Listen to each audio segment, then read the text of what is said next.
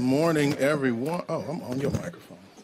My bad. Good morning, everyone, and welcome to our Committee of the Whole today for the purposes of the mayor providing her first budget address to the City Council. Madam Clerk, will you please call the roll? Yes, good morning. Good morning. Council President James Tate. Here. Council President Pro Tem Coleman Young. Here. Councilmember Angela Whitfield Callaway. Present. Councilmember Mary Waters. Present. Councilmember Gabriela Santiago Romero. Present. Councilmember Renata Miller. Councilmember Denzel McCampbell. Here. Councilmember Letitia Johnson. Ms. Johnson is on her way. Councilmember Scott Benson. Scott Benson, aye. Mr. Chair, we have quorum. Thank you. We have a quorum, which means we're now in session. And without further ado, would like to bring forward Madam Mayor. Madam Mayor Sheffield, will you please come forward for your first budget address before this body? And any of the members of the mayor's team who would like to join her, please come forward as well. Just want to say this is a very historic moment. Everything we do in this term is going to, in history, is going to be looked at as historic. But as we talk about the history of it, we also have to talk about the impact. So as we look at this historic moment, that is definitely important. But the goal is to ensure that we make the best, most optimal decisions on behalf of the residents of the city of Detroit. So the history books will talk about this moment from a historical perspective, but we want to make sure that the impact is even more heavy for our residents.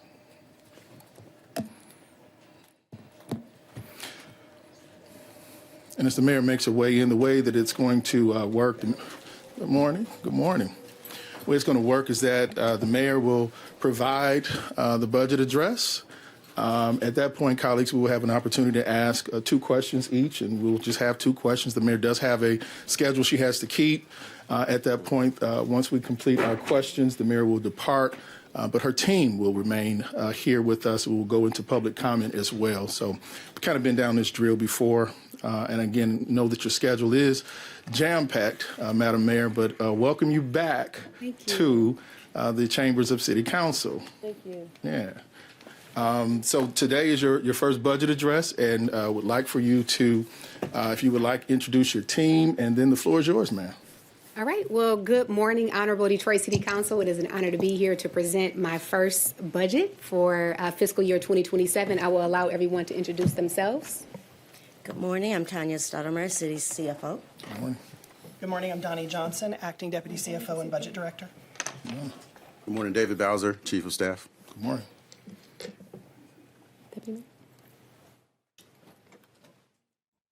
Brian White, Deputy Mayor. Good morning. All right, so Detroit City Council, again, honored to be here to present my first budget. This budget reflects our continued commitment to fiscal responsibility and discipline, making smart investments that will allow our city to rise higher. This budget focuses on building strong and safer neighborhoods, investing in our children, our youth, and our small businesses, and reducing poverty and supporting our most vulnerable residents. Next slide. So some of the 2027 budget highlights include, as you all know, we have proposed a new Department of Human, Homeless, and Family Services, also known as HHFS. This creates a more resident-centered and coordinated approach to how we address homelessness here in the city of Detroit. This brings together all of our human services and direct homeless services under one department that were previously housed across multiple departments, creating a singular focus on how we address homelessness in Detroit. This will serve now as a one-stop shop and no wrong door approach to quality of life and wraparound services for our most vulnerable. Providing quality care to our city's homeless population is a key priority for this administration. And so we are proposing in this budget a 10% increase, which equals $9.3 million in additional funding for homelessness services as a part of the new HHFS department. I just want to note that a major focus of HHFS will also be addressing childhood poverty in the city of Detroit. Very excited about having a new focus on that issue in our city. Want to thank Council President Tate, Council President Pro Tem Young, Councilmember Johnson, Councilmember Miller, and Councilmember Santiago Ramiro, all for your support in the announcement of this office, and looking forward to working with you all and ensuring its success. Next slide. So these are some of the services that will now fall under the Human, Homeless, and Family Services Department. As you all can see, this creates a continuum for Detroit residents. Someone who is entering the system as in shelter or homeless can work their way all the way up to home ownership. Some of the programs include down payment assistance, home repair grants, neighborhood beautification, rental escrow, our Sister Friends program, and many more programs. The total funding is around $40 million. This includes federal, state, and general fund dollars to support the continuum needed for the wraparound care for our residents. And I just want to also mention here that it's important to me that as someone enters shelter or enters the system homeless, that we provide the wraparound care to provide upward mobility for families so that they're not just moving from shelter to shelter, but actually creating upward economic mobility for themselves and their families. By moving the program centered on homelessness to the new HHFS department, HRD now has the ability to focus their full efforts on the primary objective of facilitating new housing developments across our city. I will be issuing an executive order to expand the Affordable Housing and Development Trust Fund from the current 40% of commercial property sales to 100% of commercial property sales. In this budget, this reflects a $4 million investment in the rehabilitation and development of affordable housing. Just a friendly note that the Affordable Housing Trust Fund does mandate that 70% of the funds must be used for incomes at or below 30% of the area median income. And so this is really developing housing for the most vulnerable in our city. I am proposing an increase to the Neighborhood Improvement Fund to $1.5 million. And again, these are only projects that can be used in our neighborhoods. I will also be directing that HRD utilize a portion of our CDBG funds to create a pilot program for innovative infill housing options as well. This administration understands and supports our small businesses throughout the city of Detroit. We understand that they play a critical role in driving our economy forward and improving our neighborhoods. The goal of this administration is to ensure that Detroit is the best place to start, grow, and scale a business. In this budget, I am proposing $2.5 million for the Motor City Match program to support our entrepreneurs and our small businesses. $1 million for the Detroit Legacy Business Project to expand and support businesses that have been in Detroit for 30 years or more. Funding for the Detroit Startup Fund that provides initial support and funding for our innovative startups to be rooted here in Detroit. And we are proposing 2 new funds as a part of this budget. One is the Business Emergency Fund that will provide business support for businesses who are in emergency situations. And a part of our new aggressive retail strategy, and I want to thank Councilmember Callaway for her consistent advocacy around the need for more retail in our neighborhoods. We are proposing a new retail attraction fund to bring recognized retail and grocery brands into our neighborhoods. We all know that property tax relief is a major concern for our residents and our businesses. And as this administration continues to pursue comprehensive property tax reform, this budget does propose a $1 million reduction in the property tax debt millage that will provide property tax relief for our residents. This $1 million reduction will be reflected in the 2026 tax year. And in total, thanks to the Detroit City Council, we have reduced our debt millage by $6 million over the last 4 years. A University of Michigan study found that only 36% of residents are earning a living wage. That means that 64% of our residents are making a livable wage, leaving many of our full-time workers struggling to make ends meet, and this is significantly lower than our peer cities like Chicago and Cleveland.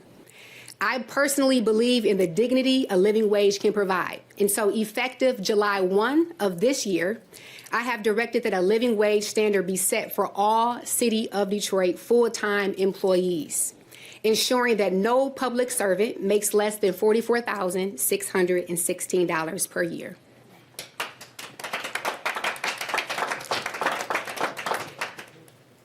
This administration will continue to invest in our Department of Public Transportation. This budget proposes a historic $220 million transportation operations budget, $30 million increase from the current budget. Of that $30 million increase, $24 million will be set aside for a competitive wage increase and incentives for our bus drivers and our mechanics. This includes a $6 an hour starting bus driver pay increase, bringing the starting salary to $25 an hour, making DDOT driver pay more competitive with SMART. And I know we have all heard the need to make sure we have competitive salary. The additional $6 million will be set aside for operations, and the total $30 million increase will allow for improved repair and maintenance capacity, which will overall improve reliability and efficiency of our services. I am very excited to announce that in the coming weeks, we will be announcing an initiative that will allow all of our DPSCD and charter students to ride DDOT for free all year round, and this is not just during school months. And more information will be forthcoming. Some of the other highlights in this budget include we are proposing a $10 million prorated check to continue to support our legacy pension retirees, continue funding for right to counsel through ARPA funding and grant funding. We are proposing $1 million to fund a childhood at-risk home repair program, and this is in alignment with our priorities to reduce childhood poverty in the city of Detroit.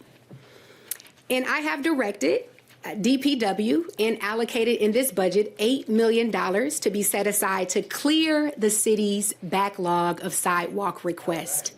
We have 6,300 requests that are pending. And it drives me crazy that in the midst of the revitalization of our city, that we have so many generational Detroiters who are calling, asking when their sidewalks will be repaired. And so in this budget, we have allocated $8 million to clear the entire backlog, and we are going to aggressively work to get that done within 1 year. This administration is focused on uplifting our youth and education in the city of Detroit. I recently appointed Dr. Chanel Hampton as the newly proposed Senior Director of Youth and Education.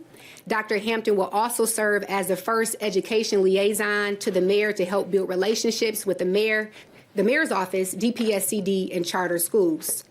Our new Office of Youth Affairs will be led by Jawan Howard, who will ensure that we center youth voices throughout all policies across our city.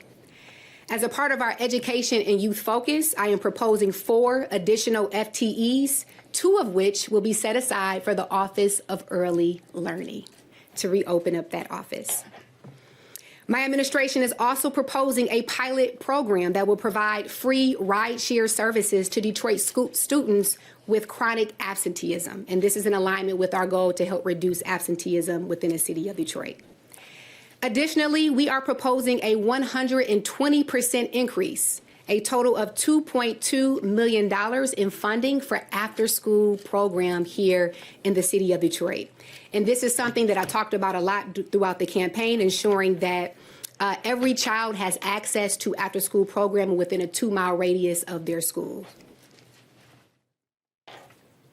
Investing in our families. My very first announcement after taking office was that we were investing in our babies and our families. We were able to bring the RX Kids program here to the city of Detroit, and I am proud to announce that as of today, we have 1,000 families that have been impacted in service through RX Kids and $1 million of assistance that has already went out the door. RX Kids provides direct cash to pregnant families, including $500 per month throughout the baby's first 6 months of life. And this budget proposes a $500,000 commitment to maintain our partnership with RX Kids program. Improving neighborhood and community safety. Just a couple of weeks ago, we announced the proposed Office of Neighborhood and Community Safety. I would like to again thank the entire Detroit City Council for your advocacy and support in laying the foundation for this office. This office will advance a holistic public health approach to violence prevention and community safety, building our current community violence intervention efforts, as well as focusing on domestic violence and intimate partner violence prevention. As a part of this office, we are proposing $10.8 million for our nationally recognized community violence intervention work, $1 million for our ceasefire program, and 3 additional FTEs to build out other support strategies for this newly proposed office. This budget also proposes an expansion of our mental health co-response team, expanding the operations now to a 3rd shift to provide full 24-hour coverage for our residents who are in need of immediate mental health services. This budget also proposes a $1 million increase to the Public Lighting Authority's operating budget to support this administration's Light Up Detroit mid-block lighting program. This will allow for additional lighting in all 7 council districts. There will be robust community engagement, but it will allow for neighborhoods who are experiencing the need for additional lighting to have access to more lighting within their communities. We are also proposing $1 million to reopen the city's Dead, Dangerous, and Diseased Tree program. And thank you, Council President Tate, for your advocacy in originally putting money towards this program. We know that there is a great need. Thousands of people are still waiting for that service. And again, this is for dead and dangerous trees on private property. We also have allocated $1 million for the continued program of the beautification grant program for our organizations and nonprofits. This administration is heavily focused on prevention. As we talk about public safety, as we talk about gun violence in Detroit, we know that a lot of it lies on how are we preventing the uptick in gun violence that we oftentimes see in the summer months. As many of you all know, Occupy the Corner was a huge hit in the community, and I'm excited now to expand what was once Occupy the Corner to Occupy the Summer as a part of our dedicated summer youth violence reduction strategy. This budget proposes to extend 9 of our recreational center hours to 11 p.m. Throughout the summer months for 10 weeks. We are also bringing back midnight basketball to our recreational centers. And we will also have weekly program every Friday throughout the summer months to keep our young people engaged and occupied. Our summer violence youth reduction strategy totals about $1.5 million in this budget. And we are also proposing an additional $500,000 for the Grow Detroit Young Talent Program. Lastly, taking care of our seniors. Within the first month of taking office, we launched the Senior Building Compliance Plan, protecting our seniors and residents with disabilities from living in unsafe and poorly maintained properties. This budget reflects 4 FTEs for senior advocates whose goal is to really support the well-being of our seniors who are residing in senior buildings. This budget also proposes a $750,000 senior food access program. Currently, there is a pilot that is going on at 7 of our senior buildings. It has been very, very successful, and this budget proposes that all senior buildings now will have access to a senior food access program. This budget also proposes $1 million in funding to provide transportation access to our most vulnerable residents. The program is known as Accessibility. It is a shuttle program that will provide Detroiters aged 62 years or older, or those living with disabilities, the ability to reach essential destinations at no cost. And so, in conclusion, a budget is a reflection of a city's values and priorities, and I am proud to present to you all a balanced budget for fiscal year 2027. As you all review your budget books this year, at the very beginning of the budget book, you will see something different. You will see a poverty alleviation and a youth impact statement to ensure that these priorities remain central to the work happening across all City of Detroit departments.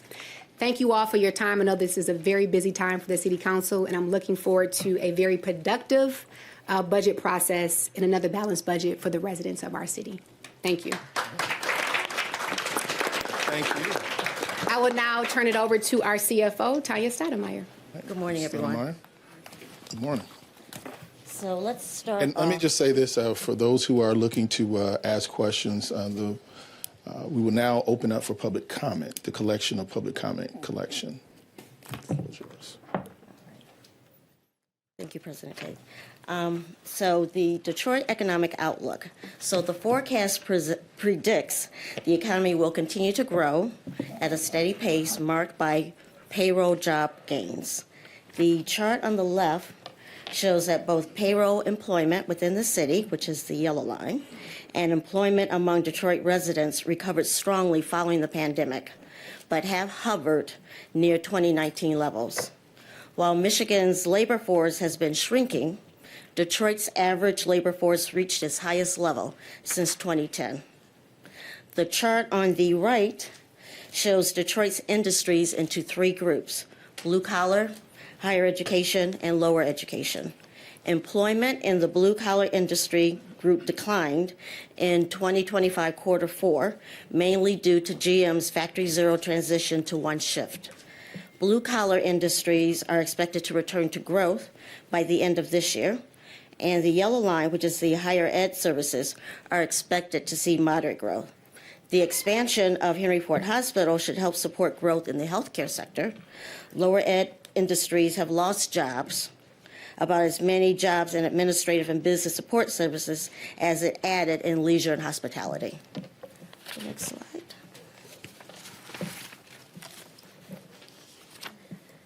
This is the city's revenue outlook. So the state law mandates that Detroit hold 2 revenue estimating conferences in September and February. What you see here are the general fund recurring revenues from the February Revenue Conference, which sets the city's fiscal year 27 budget and the 4-year financial plan. The first bar on the left is this year's budget. The second bar is the fiscal year 26 update that reflects the anticipated reductions in net corporate profits. You may recall we have already set aside $42 million for this. The third bar is fiscal year 27, the current budget that we are proposing. When you compare the green sections for fiscal year 26 and 27 proposed, there is little change. This is due to continued growth in wagering taxes. Now, I do want to point out to you that last week, the Michigan Attorney General filed a lawsuit against a prediction market company to halt what she contends is the unlawful offering of online sports wagers to Michigan residents. The city receives just over $6 million annually in online sports betting, but that could be impacted by these prediction markets. Prediction markets are an online platform where people can bet on future events. The lawsuit is asking the court to issue a permanent injunction.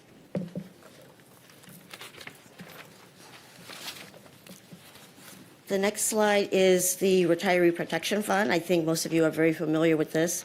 It was actually established back in 2017, and it was done to ensure that we keep our promise to our retirees to fund future pension payments.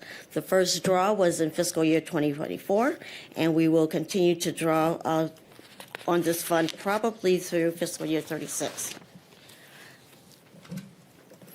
This chart indicates that what will be available through the pension funds, and we anticipate that there'll be dollars, it's not very much, through fiscal year 36, about $2 million.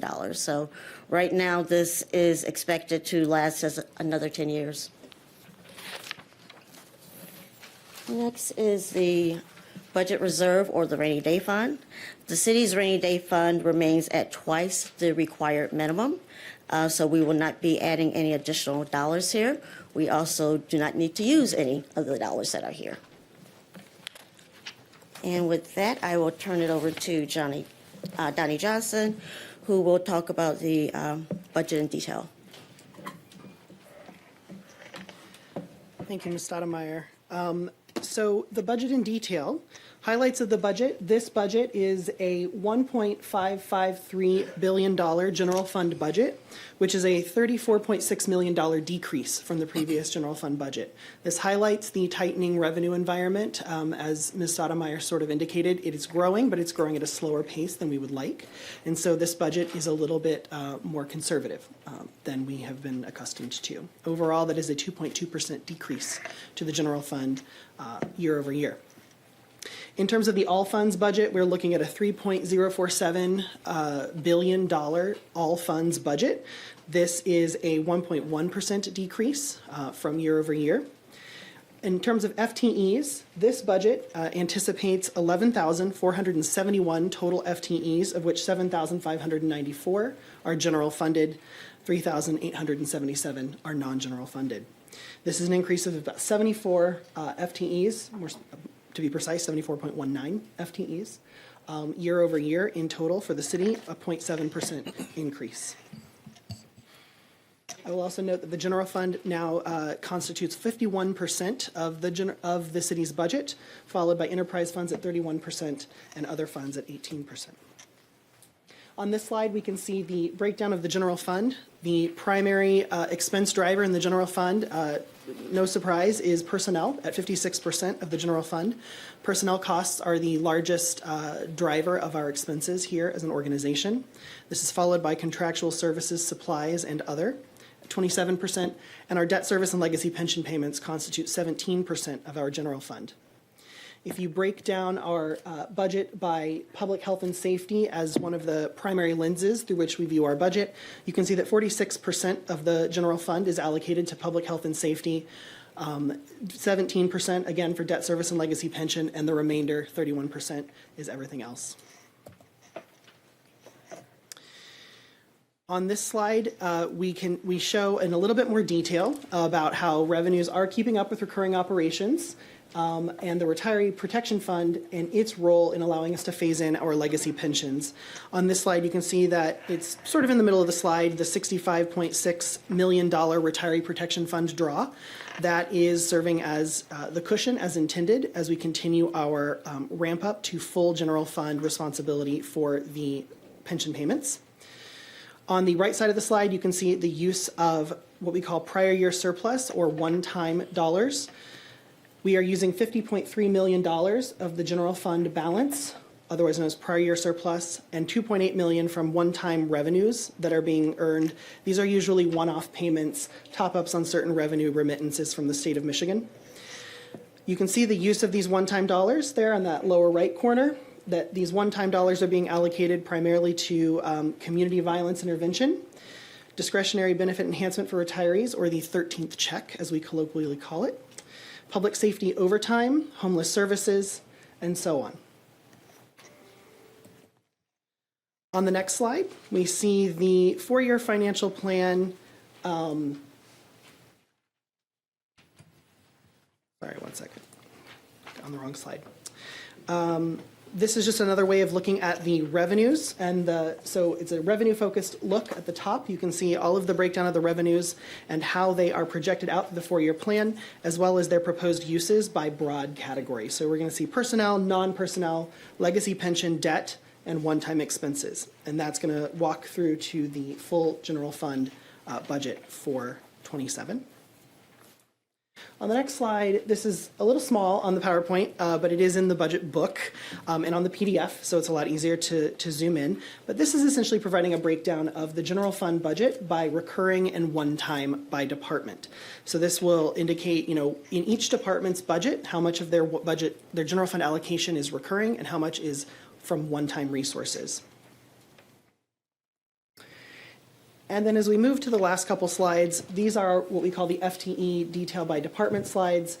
This first slide is the all funds, and it provides the breakdown of proposed FTE budgets for totals for each of the departments for their all funds, meaning general fund plus all of their other funds that department may rely on. And the slide after this one is general fund focused only, and we'll provide that same breakdown, but in the general fund only. And the last slide is simply informational. It's just a way of letting folks, especially the public, understand how the budget development process works, how we get to today. It is a long process that starts back in September, and it works all the way through to today, and then all the way through the next month in partnership with this honorable body as we work through budget hearings and executive session. But you can see all of the various key touch points throughout that process. And so as I close out my part of the presentation, I really want to acknowledge the work of the team in the Office of Budget. The Office of Budget team, we are a strong team, we're a big team, a little team with big power. And I want to thank them all for their very hard work. My deputy, Matt Spaeth, my assistant director, Rachel Schaefer, my principal analyst, Stephen Culbertson, and the rest of the team in the Office of Budget. They are an incredible powerhouse. They worked hard through the weekend, late into the night, to make sure that everything was done and perfect for Madam Mayor for today. And I want to thank them for everything they did. Thank you, Donnie. All right, I think that is all of our presentations, so we will take questions at this All time. right, thank you so much. Thank you for this. Just turned it off. Thank you for the presentation as well. Want to note that we are now cutting off the collection of public comment cards. And Madam Clerk, if you can please note that we've been joined by Member Johnson as well. Colleagues, the way it's going to work, as I mentioned earlier, we're going to have 2 questions apiece for the mayor and her team. And then we will allow for public comment and then go forward at that moment. I'm going to kick things off with just a couple of questions. Again, I'm seeing the umbrella of everything looks really good. A lot of stuff I like, but it's always the details. Then we've got to peel them back. We just received the budget this morning. We're going to go through line by line, page by page, but wanted to talk about one of the stats that was mentioned during the revenue estimating conference. And Ms. Stoudemire, you, I'm sure, familiar with it. It was indicated that Detroiters in the city of Detroit make about half of what non-Detroiters who work in Detroit make. Wanted to know are there anything that, any items, any programs in place that will start to chip away at that inequity? I know we've got a program in Brightmoor. We put money into the budget last year that upskilled a number of our residents as we move forward towards the Brightmoor Framework Plan and revisioning that area. But again, citywide, we're seeing that this complete inequity. Any programs or projects, initiatives that may be in place or in plan to help close that gap, Madam Mayor? Yeah, so first of all, thank you for raising that. And I think, this living wage that we're proposing in this budget is us leading by example. One of the initiatives that I will be doing is going out and really advocating that more employers are providing livable wages for their employees. And in order to do that, we have to lead by example. And so this budget reflects, I think, about $7.9 million that will be set aside so that all of our City of Detroit employees are making a livable wage. Just a couple of numbers here.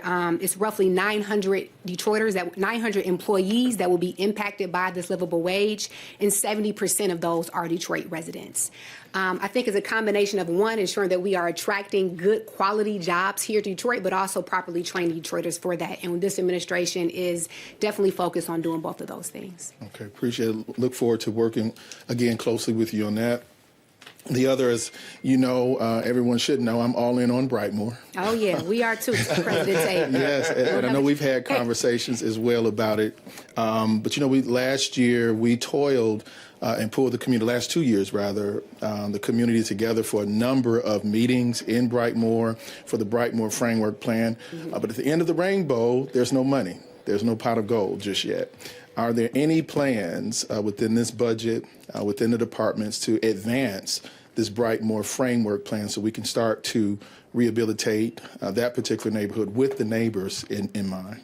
So, President Tate, I would, and I don't know, Ms. Stoudemire, if you want to add anything, but I would love to work with you on what that looks like. This administration is very much so wanting to ensure that every neighborhood feels as if they're seen and valued. There's no winners or losers. And so we have a toolkit that we'll be releasing where, whether it's people investments, right? Some areas may not be ready for economic development, larger scale projects, but maybe the intervention of community violence intervention or workforce development programs or some of our human services that we're doing under Dr. Luke Schaefer. And so I believe that there is something there to support the work that you're doing and uplift the needs of that community, and definitely looking forward to working with you on that. Thank you. I appreciate that. So be on the lookout for another edition of Be Next. That's our program. Next. And by the way, I did talk with Terry regarding that program, and I think we were still waiting on a little bit more data to see the impact that it had on the residents in Brightmoor.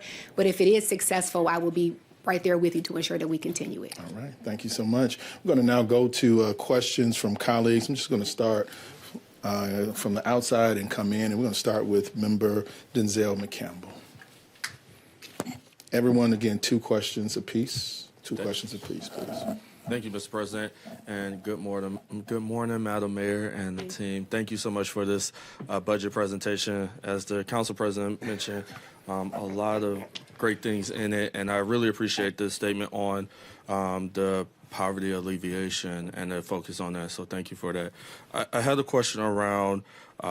You mentioned the programs around getting more retail to our neighborhoods, and just wanted to say if you could go in deeper on like how you all are thinking about and how this budget relates to that bringing more retail into neighborhoods, and how are you addressing that in districts and targeting that? Yeah, so we have tasked the planning department, and as they come before you all for budget, they probably will have a presentation on this administration's approach to how we bring more retail back into our neighborhoods.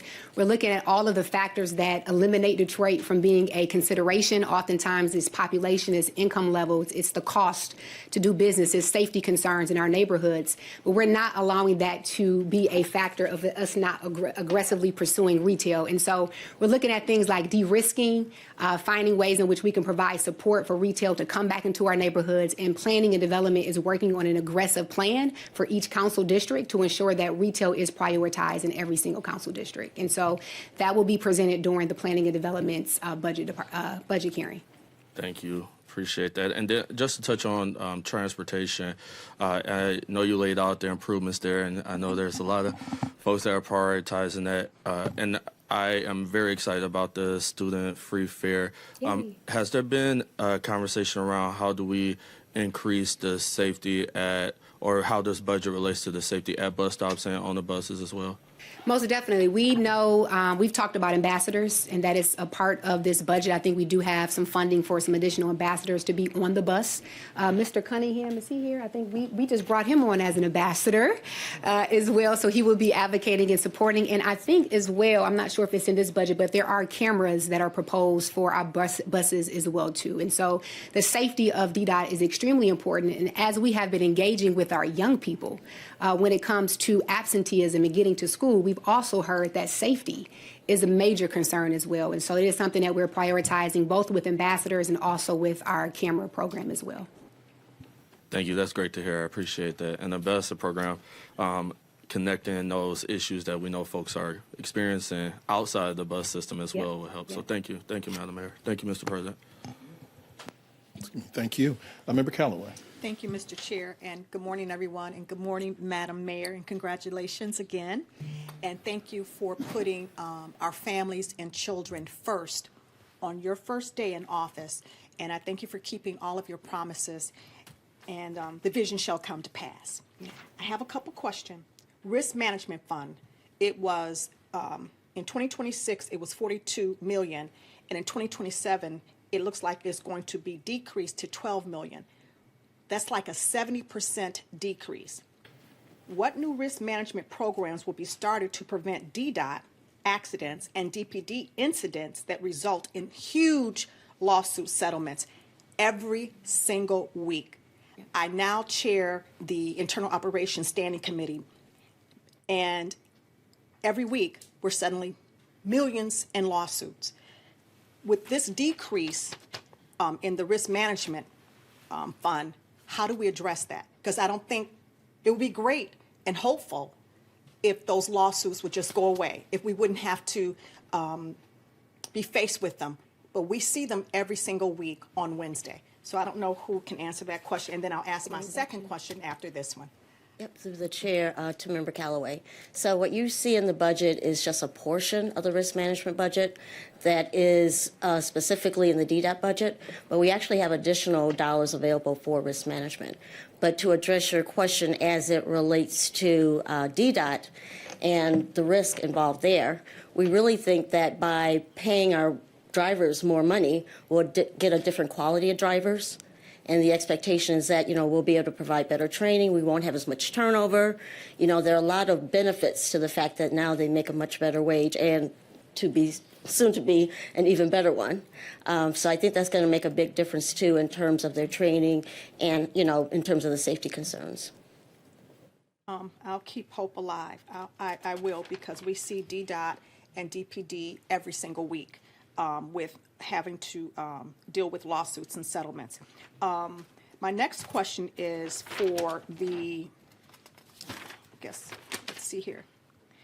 I'm excited about the living wage standard being uniform across the board, and I'm also excited about the $8 million being set aside to clear the backlog of sidewalks. That's what I usually hear in my district is trees and sidewalks. So thank you for hearing the people and answering the call. My last question is, how much is it going to require to reopen the Office of Early Learning? That's one of my concerns, is that we closed it in the first place. Yes, ma'am. And I'm glad that you saw the need to reopen it. So what is it going to cost to fully fund the Office of Early Learning? And thank you so much. Thank you, Member Calloway, and thank you for your advocacy on the City Council regarding this office. And as we brought in our Senior Director of Youth and Education, we talked about wanting to have the support from cradle to career here in the City of Detroit. And so we are proposing 2 FTEs for the Office of Early Learning, letting the new staff come in to build out the office to figure out what the needs are for that particular office. But in this budget, as of now, it's just for 2 FTEs to start the office. And then after that, I'm assuming more funding will be needed once more policies and programs come forward from those 2 FTEs. Thank you. Thank you, Member Calloway. Thank you. Member Johnson. Thank you, Mr. Chair, and good morning, Madam Mayor. Good morning, everyone.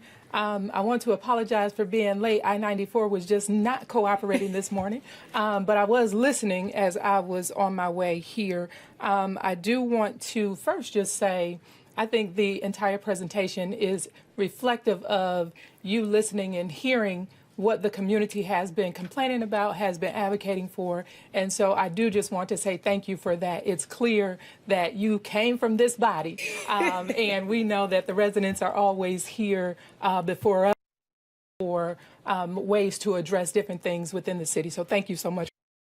My 2 questions are going to be maybe focused a little bit more on the Housing and Revitalization Department. That is something that I'm always trying to help figure out, just to make sure that we have housing for all of our residents that are currently here, which I believe attracts other people to come to the city. You spoke about 100% of the property sales going to the Affordable Housing Development and Preservation Fund. I think as we drive throughout the city, we see a lot of apartment complexes that are dark in the city. Would you give some thought to utilizing those dollars to bring the apartment complexes back online? I think it's important to stabilize the current infrastructure that we have in the city as we look to build up. And my next question is relative to what was mentioned about building up our neighborhoods from a housing perspective. So would you be willing to have conversations about that? Because we've seen a lot of apartment complexes just dark in our neighborhoods. Yeah, most definitely. The Affordable Housing Preservation Fund is not just for the development of new housing, but also for the rehabilitation of existing units throughout the city of Detroit. The only mandate, again, is that it be used, 70% of the funds be used for incomes at 30% AMI and below. So, yes, I would love to be able to revitalize and rehabilitate existing structures within the city of Detroit and ensure that we're providing affordable housing. Awesome, thank you. I certainly look forward to having greater conversations with you about that, just to see how we can ensure it's going to those units, because I think they are typically more in line with that 30 to 50% AMI. So thank you for that. The other thing that I'm not certain that I heard this morning, but I know we've heard maybe within the last few weeks, your quest to build more housing in the city of Detroit. Did that not come from you? Oh, wait. Yes, it did. It did. And so I would really love to know more about your plans in doing that. As you know, District 4 has the most vacant land than any other district in this city. And I've really been looking for ways to encourage developers to come in to do infill building. And I know there are perhaps some infrastructure challenges that we may be able to work through that may incentivize and encourage more infill building. Well, thank you for raising that. Yes, we have an ambitious goal of trying to build 1,000 new single-family homes throughout the city of Detroit, and would love to partner with each of the council members to ensure that this is something that you want in your district. I know, Member Benson, we talked about possibly having a pilot in one of your areas areas in District 3. And so, yes, we are, asking the Housing and Revitalization Department to set aside a portion of CDBG funding for a pilot program to explore infill housing options.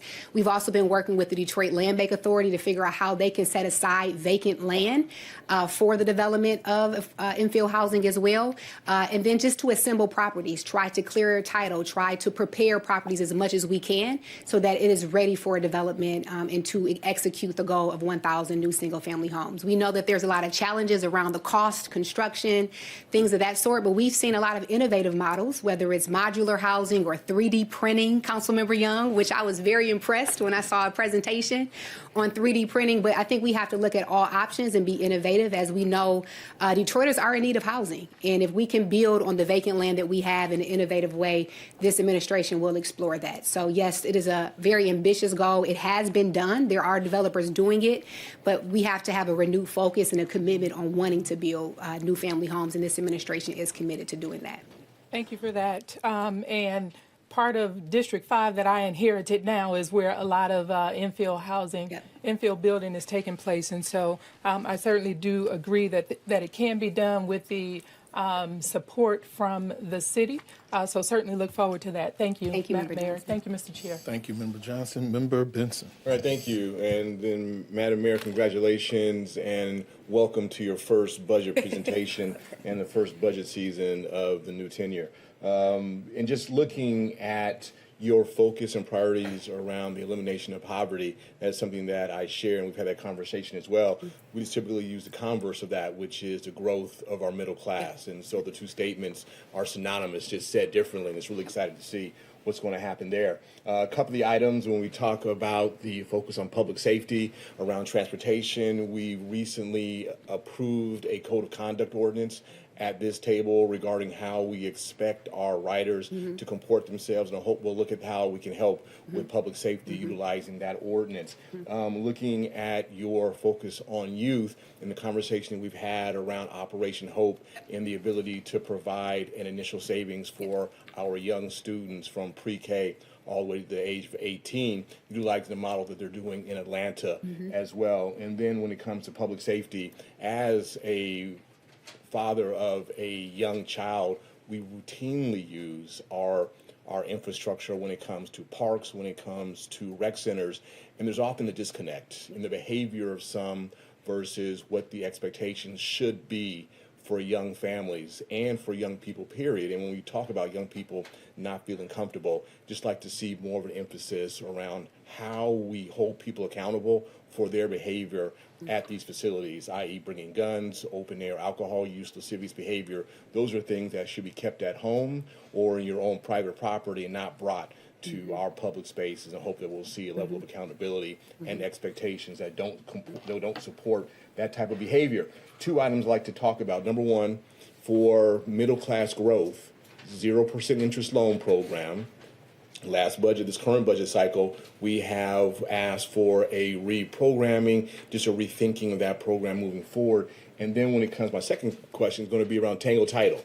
On page Alpha 17 of your budget, under the executive organization plan, under the law department, Tango Title, what we call life and legacy planning, what we call asset protection, is now underneath the law department. Can we talk about that program and how it's going to be funded and how we see 0% interest loan program helping to move our families into the middle class and access to capital?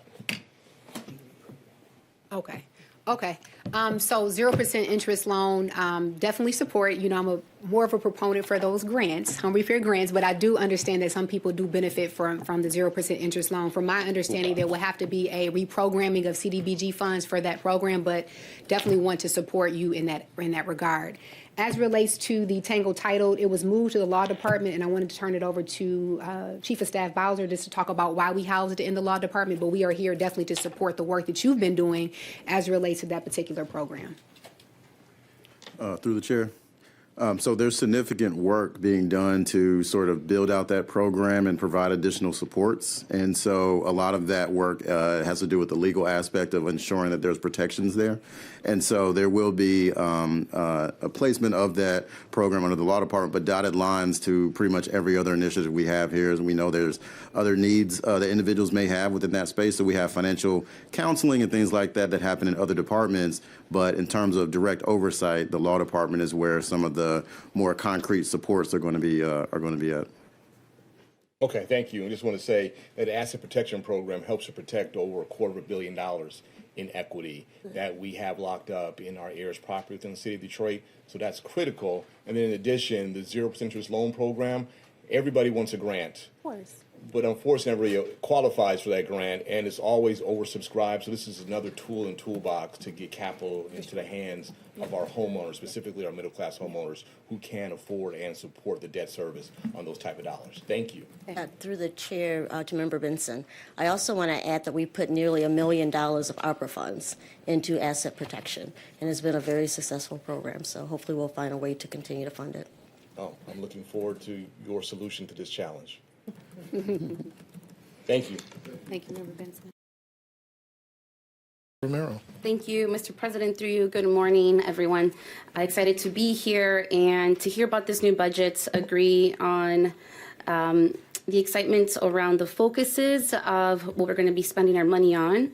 I'm going to be focusing on questions that I keep getting asked by my residents in District 6. So trucking and industry and the trucks that are around our industry around our city is huge, around the impact that it makes. And we had DPD going around sharing with everyone an enforcement unit that they wanted to be put into this budget. Wondering, assuming it did not make it, if not, what the plans are to ensure that we can get the units. I know that there's grant opportunities. Quite frankly, if there are vacancies, I'll look at the vacancies, but I also understand we have other priorities. And if there's money out there that we can assume for this role, I'd rather do that. But how quickly can we get a grant? How quickly can we get this unit? Because it is necessary to address the trucking issues that we have in the city. Yeah. So wholeheartedly agree with you. I support more enforcement around trucking throughout our neighborhoods. We have let Mr. Klotz, who is our liaison to the federal government and does a lot of our grants, know about this program, and he did indicate that he is pretty positive that he could get a grant to support some of this work. How long that will take, I could not tell you. I don't want to give you a false timeline. But it was my understanding that the Detroit Police Department could absorb a pilot program within their own existing vacancies to allow the program to be implemented, and then it's budget neutral from my understanding. And so moving forward, what they enforce, those tickets will come back and pay for itself. And so that is what we were proposing, is that the Detroit Police Department use some of its vacancies to absorb a pilot to ensure that this program is implemented in this upcoming fiscal year. Understood, through the chair. Thank you. So we can look at that. We can move forward and create this pilot because I think it's necessary and it would be helpful across the city. District 6 residents want sidewalk repairs, neighborhood improvements, dealing with their alleys, all the things that I think can be addressed in this budget.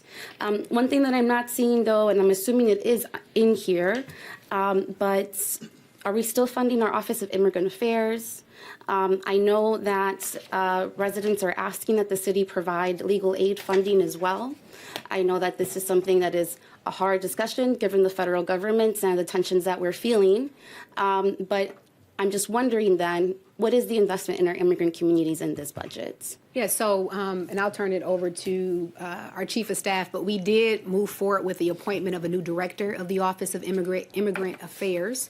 I think they start in the coming month, about a month. So we're very excited about that, and this budget does propose funding for the office as well. Through the chair. I also believe that an important change here is the move from the Office of Immigrant Affairs from under HRD into its own sort of space under the new Chief of Health, Human Services, and Poverty Solutions. I think having a direct connection to a chief-level individual in the administration provides that focus and that support that I believe and I think that we agree on that has needed to be there.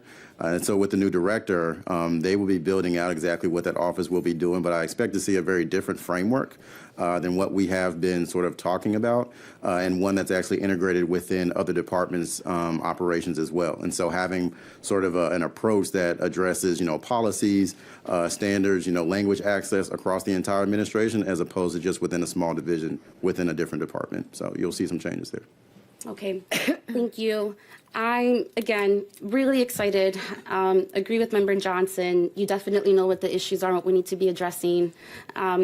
I just need to be honest that right now the most vulnerable are incredibly quiet and scared right now. That is our immigrant community. But they are pushing and we need to respond. So looking forward to ensuring that we find creative ways to find legal aid for them, to support them in whatever ways that we can. Thank you. Thank you, Mr. President. Thank you, Member Santiago Romero. Member Waters. Well, thank you, Mr. President. Good morning, Madam Mayor. Good morning. First of all, let me just thank you for addressing systemic poverty. As an at-large member, one who represents the whole D. Oh, that sounds good, right now. Okay. I did number 1 on there, too. Yeah. The cost of doing business in Detroit for Detroiters to protect the health, safety, and welfare of Detroit is increasing by the hour. For this council to exercise our budgetary responsibility for majority Detroit, we can't spend what we don't have. Setting the 2026-27 fiscal year budget, it's not about cutting deals to get the 5 votes. This fiscal year, our budgeting must focus on this city of Detroit, must justify our collective existence, line item by line item. And I did hear President say he'll go through it line item by line item. And we want to make sure that we do that for majority Detroit to remain connected. And we have to remain connected to Detroit. So my focus will be on a zero-based budgeting approach to analyzing this budget, focusing on outcomes for prior fiscal year. So I want to know from you all, how will the current economic downturn that we see, not just here in the city of Detroit, but throughout Michigan and in this country, how will that impact our budget? Member Waters, President Tate. So this budget, we are closely monitoring our revenues. We monitor our revenues on a daily basis. As you recall, a few months ago, we put $42 million aside in the corporate income tax reserve fund. At this point, it looks like we may have some cushion there. So as with all the uncertainty that is currently going on, we do have some cushion built into the budget that will be available probably when we get the CAFRA done in December. We'll know exactly how much of a cushion we have. So we are able to manage, what is occurring now. If we need to start looking at our expenditures, we can do that as well. It may mean having to pause some hiring if necessary, but right now we really think that the best thing for us to do is just to closely monitor, because it's so unpredictable. Yeah. But we do have, in addition to the 150, we do have about $25 million that we think we can have as a cushion in case there is a downfall. Okay, all right, well, that's helpful. Now, Madam Mayor, I just want to go through to something regarding something you said regarding your new department, HHS. And you were here, and you certainly supported the Tenants' Rights Commission that, I sponsored and it was approved by this body. You also mentioned that your department will be dealing with similar issues. So how, and especially when it comes to our seniors, and you already know how I feel about that. I work very closely with them, which is why I wanted to sponsor the Tenants' Rights Commission. But I want to know from you, so that we can avoid a duplication of services, how will this new department work with our already established Tenants' Rights Commission? Yeah, I just think collaboration. I don't think you can have too much support for our seniors, especially those who are living in these high-rise senior complexes. Our senior advocates are really going into the buildings 2 to 3 times a month. They're building relationships with the management company. They're connecting them with resources. They're, just trying to improve their overall quality of life. They'll also be working alongside the food access program that I mentioned earlier. But the work that you're doing with the Tenant Rights Commission is so important because primarily you're also building out tenant councils, understanding, letting tenants know their rights as tenants as well too. And so I see it as a collaboration and a partnership, not necessarily a duplication of services, because the Tenant Rights Commission, I think, meets regularly, monthly. I'm not sure how often they meet.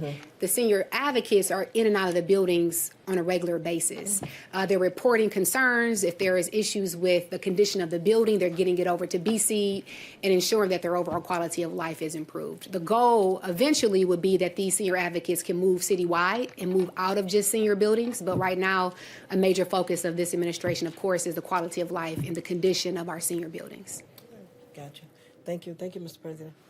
Thank you so much, Member Waters. Member Miller. Good morning, everyone. Madam Mayor, thank you for joining us today. This is my first budget hearing. So I am a little nervous, so I have all these documents here, so I'm going to try to roll them out. I am truly excited about your new Senior Office of Affairs for Seniors. That is one of my main focuses. I just recently joined the Senior Task Force under Councilman Scott Benson and at Large Waters, Mary Waters.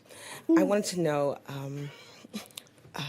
I have made a commitment myself to public safety, and I have instituted in my staff the first director of public safety for District 5. Because we have the largest concentration of senior buildings. There is approximately 25 senior buildings in District 5. And our Director of Public Safety is our liaison between the police department, the fire department, Homeland Security, emergency management, and BC. That is the liaison for our department. And with those buildings, we know a lot of things come with it. You have been there hands-on. I have seen your food delivery. They're excited about the packaging that is being brought. I've seen them a couple of times in the last few months. But my biggest question is, what is your plan to prioritize tenants against bad landlords? And not just in senior buildings, just tenants, period. So many of our residents are being evicted or are living in unsafe conditions that affects bad landlords. So our seniors are being in a position where they have to deal with certain things. I just want to know what is your plan for that, even outside of the seniors. Yeah, thank you so much, Councilmember. I want to commend you for jumping right in when it comes to the seniors. You know you have to in District 5, and so we appreciate your advocacy around senior compliance. So a couple of things. One, with all of our NPOs, I've already directed them to actually spend more time in the senior complexes as it relates to safety. They already are out patrolling the various districts, but a lot of our senior buildings are not even aware of their NPOs. And so they're now have a renewed focus of prioritizing our senior buildings and our senior complexes as well. As it relates to the compliance of some of our senior buildings, we have a goal to achieve 65 certificate of compliance by August of 2026. That is as it relates to all of our senior buildings citywide, to ensure that those are more into compliance and that residents are living in dignified quality housing. And then overall, as it relates to protecting tenants, I authored the right to counsel, right? And this is in the budget currently that still provides tenants the right to a free attorney in the case of any type of eviction throughout the city of Detroit. And we will continue to work to ensure that all of our landlords have the proper certificate of compliance, but also that our tenants have the proper support through eviction rights and defense as well. Thank you. My second question is, I just started my first task force, and it's called the Children and Youth Truancy and Curfew Violation Task Force. I believe that we're on track for the same things it look like, so I am excited about your creation of Occupy the Summer Youth and Adult Program Initiative. I'm excited about the rec centers being open till midnight. and that I believe will go hand in hand with my new task force for curfew violation. And summer's coming. I'm glad you're on it immediately. And with the dedicated youth and education capacity, the new senior director for youth and education, I am excited and happy to work with your department regarding truancy. I'm an advocate for truancy. I believe when I received the endorsement for the AFT, that was one of the biggest things. So getting the rides to school and make sure they had that proper transportation to get there, but not only knocking on those doors, is seeing what's behind the walls and how we can effectively help those households. It's a great initiative of ours. I am a recent volunteer at a public high school after-school program, and that is one of our biggest challenges is truancy. No one wants to speak about it, but I believe your new task force will help us amplify what's going on in our households. Thank you. Thank you. Looking forward to working with you. Thank you, Member Miller. Pro Tem Young. Thank you, Mr. President. Madam, I'm sorry, I always called you Madam President. Madam Mayor, good to see you. Congratulations, and thank you for allowing us to join in your historic election. And I know there's been many budgets to come. I just wanted to ask you really quickly, one, my heart was really filled with joy when we talked about senior citizens. Yeah. I just wanted to ask you a question. As you know, in some of our senior citizen buildings, there's been some issues of crime and violence. Yeah. And my father had a proposal about having police mini stations. I want to know, and I think we did something, we worked back, we were on this side of the table, but we worked together on that. I just want to know, is that something that you're still interested in? Is that in this budget? And if so, how much money have you put aside for it? From my analysis, this is hypothetical, but from my analysis, if we were to do 5 places for the lease, renovation, technology, staffing, operation to stand it up, it'd be about $10 to $12 million. And so I just want to know, have you done that analysis in that budget yet? And if not, it's fine. Yeah, so I have not. It is not in this proposed budget, but I did indicate when I had a meeting with all of our captains and precincts throughout the entire city, I did indicate to them again to prioritize the frequency of how often they're in our senior buildings to create a presence and to build with some of the tenant councils. But I am interested in exploring what mini stations could look like and would love to work with you on it, but it's not in this current budget. No, and I appreciate that. I just want to make sure, just for my clarification and distinction, are you saying that's something where you would rather have micro policing? Because I know we have a program called Serve and Protect. We have police officers that walk the beats in certain areas. Would it be something more where police officers would be around senior citizens and they would check in? Or what I'm talking about where you have an actual physical office presence in the senior citizen building? So this is just more presence right now going in. They, currently a lot of our buildings have tenant council meetings, so they will be present there to talk about concerns within the community. But again, I'm not against your proposal. We just would love to talk about the funding aspect of it. Another aspect of this as well is a lot of senior buildings also want green light as well too, and so we can look at ways to expand those on senior buildings as well too. No, excellent. No, I appreciate that. And this is my final question. Thank you, Mr. President, for your leadership. I just want to ask. I also sponsored some legislation with you involving reforming the small businesses and small business reforms and the steps. Yeah. Last time I checked, I think the city said it was like 183 steps. The Institute of Justice said it was like 77 steps. I just want to know, is there a plan for how many steps you plan on reducing for small businesses? And is that based on like a standard? You know what I'm saying, in terms of what is? Because it depends on where you go, but I know there's standards, in terms of how you do that. I just want to know, like in Raleigh, North Carolina, they have no steps. I'm not saying that, but I just want to know, is that based on a standard in terms of how many steps you want to reduce that by? Yeah. And do we know from the steps that you reduce it, the amount of business leakage that we would have from that? Because there's about $1.7 billion of business leakage of money that goes from the city to the suburbs.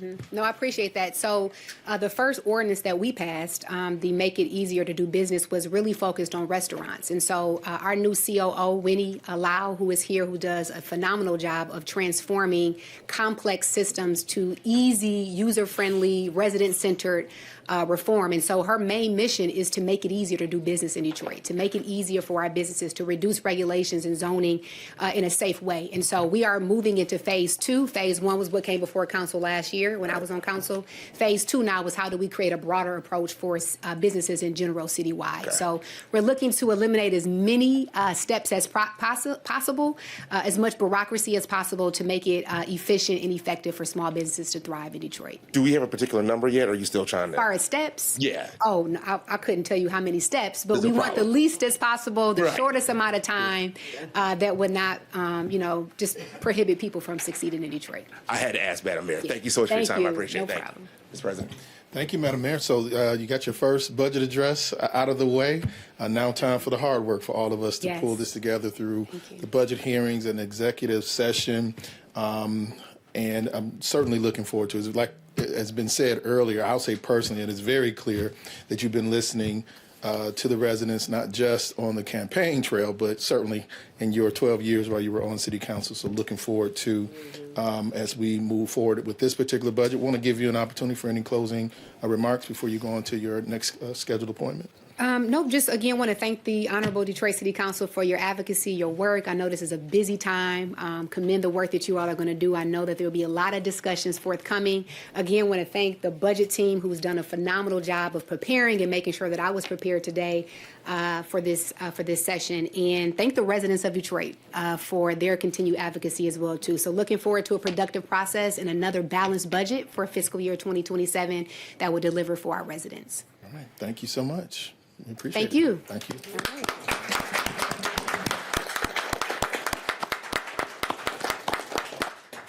All right, colleagues, we're going to now go to our public comment. If there's anyone from the public who would like to speak, we've already collected your information. We've got 8 hands in the committee of the whole. And I do know that Madam Mayor's team is going to be sticking around. There are members that are going to be sticking around, adhering to or listening to the questions that are being presented and responding to them as possible. I know there's still a whole lot of work still to do and a long way to go before we end the budget process, but today is the beginning portion and we want to start with that now. And I have, again, the eight individuals in the committee of the whole. We'll start off first with Brother Cunningham, followed by Daryl Stewart, followed by Stephen Rimmer, and we'll give everyone 2 minutes for general public comment. And again, if you can copy the questions down to the best of your ability and respond to them. I know that some of the answers you may not have today, but wanted to ensure that residents were heard. Again, Brother Cunningham, followed by Daryl Stewart, followed by Stephen Rimmer.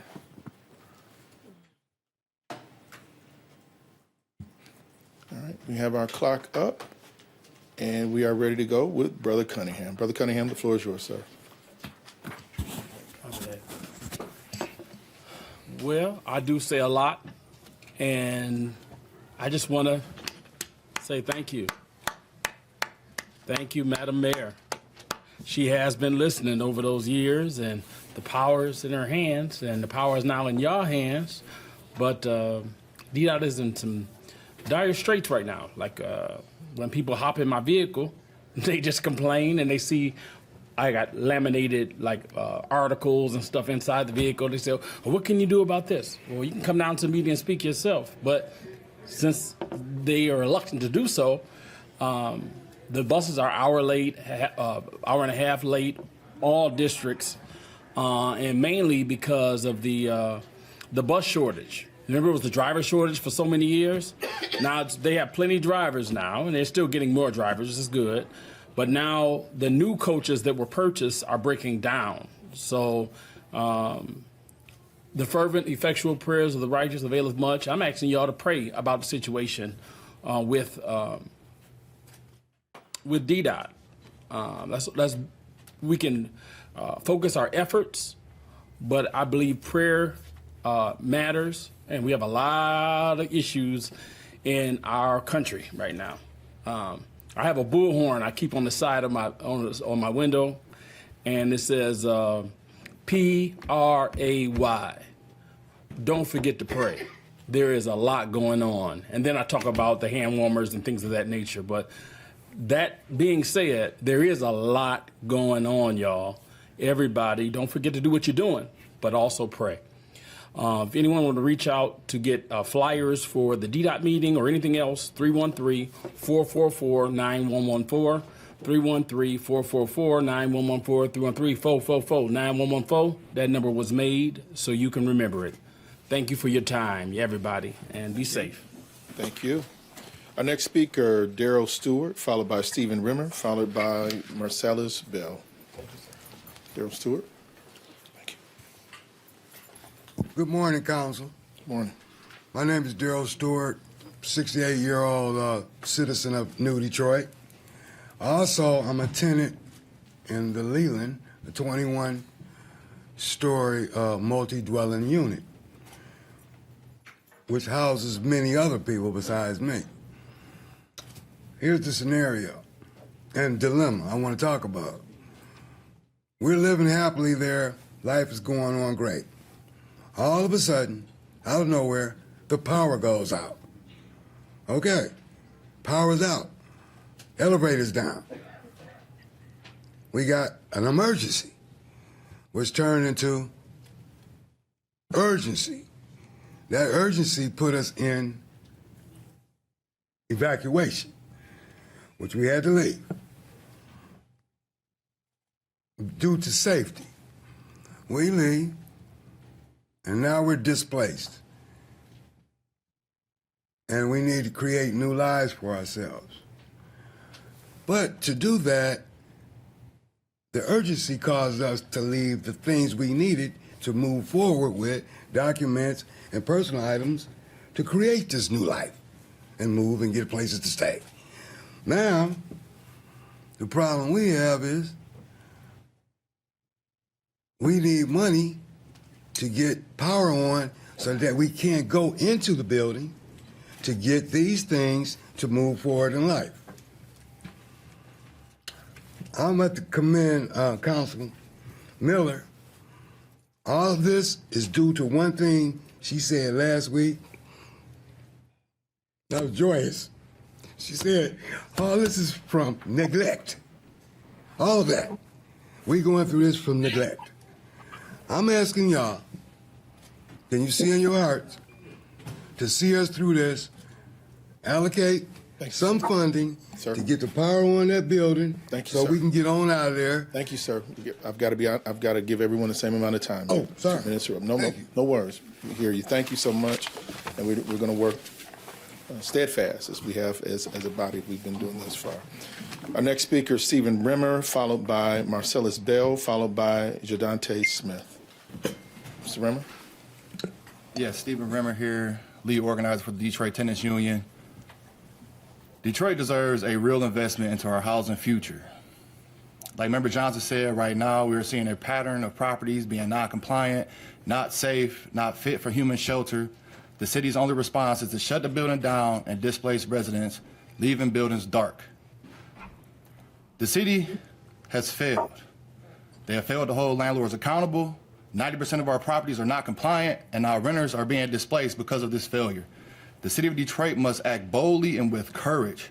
Renters make up 50% of Detroit.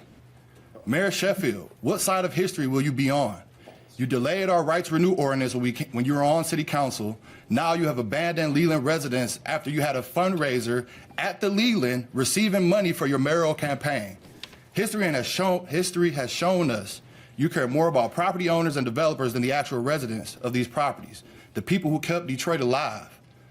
Take ownership of Leland, renovate the building, create a city-owned housing model that will actually benefit Detroiters. Developments based on 80% AMI is not affordable for average Detroiters. I wouldn't qualify with my current position. Detroit is in an affordable housing crisis, and the city is making it worse. We are asking you all to use money from this budget and take control of the Leland and create a truly affordable housing project. As my ancestors have taught me, real change requires courage in the face of power, and the Detroit Tenants Union is not afraid of that struggle. Like, we got to keep coming down here. We're going to keep coming down here. There's too much going on in the city. We are supporting the Tenants' Rights Commission and getting in contact with folks in these senior buildings, and we are here to do the work. We're going to keep doing the work. We're going to keep coming down here, and it has to stop. Like, it really has to, y'all. Like, people they're going through too much. Like, the thing I'm seeing on a daily basis is putting me through stress. So please do something now. Thank you. Our next speaker, Marcellus Bell, followed by Jadante Smith, followed by Charles Miles. Yes, good morning. Mr. Bell? My name is Marcellus Bell. Hit that button in front of you and let the red turn green. Okay.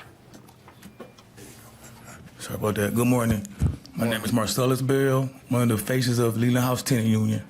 I'm just here to say that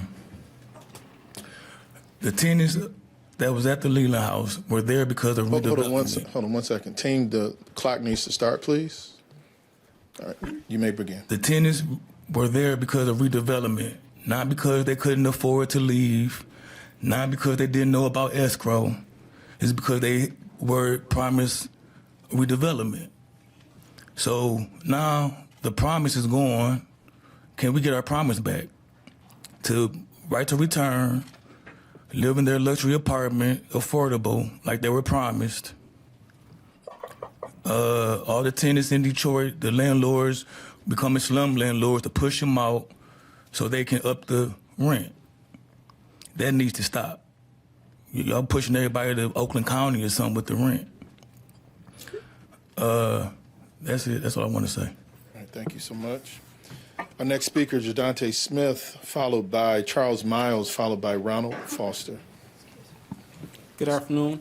Well, good morning. Sorry about that. I was going to say the way the Leland House residents have been treated is abysmal. I want to say that I asked a question last week in the committee meeting about the process that the Detroit Water and Sewage Department takes when it comes to leak credits. I have an issue with the leak credit with the Department of Water and Sewage. And as voices as my voice is, other people had the same issue.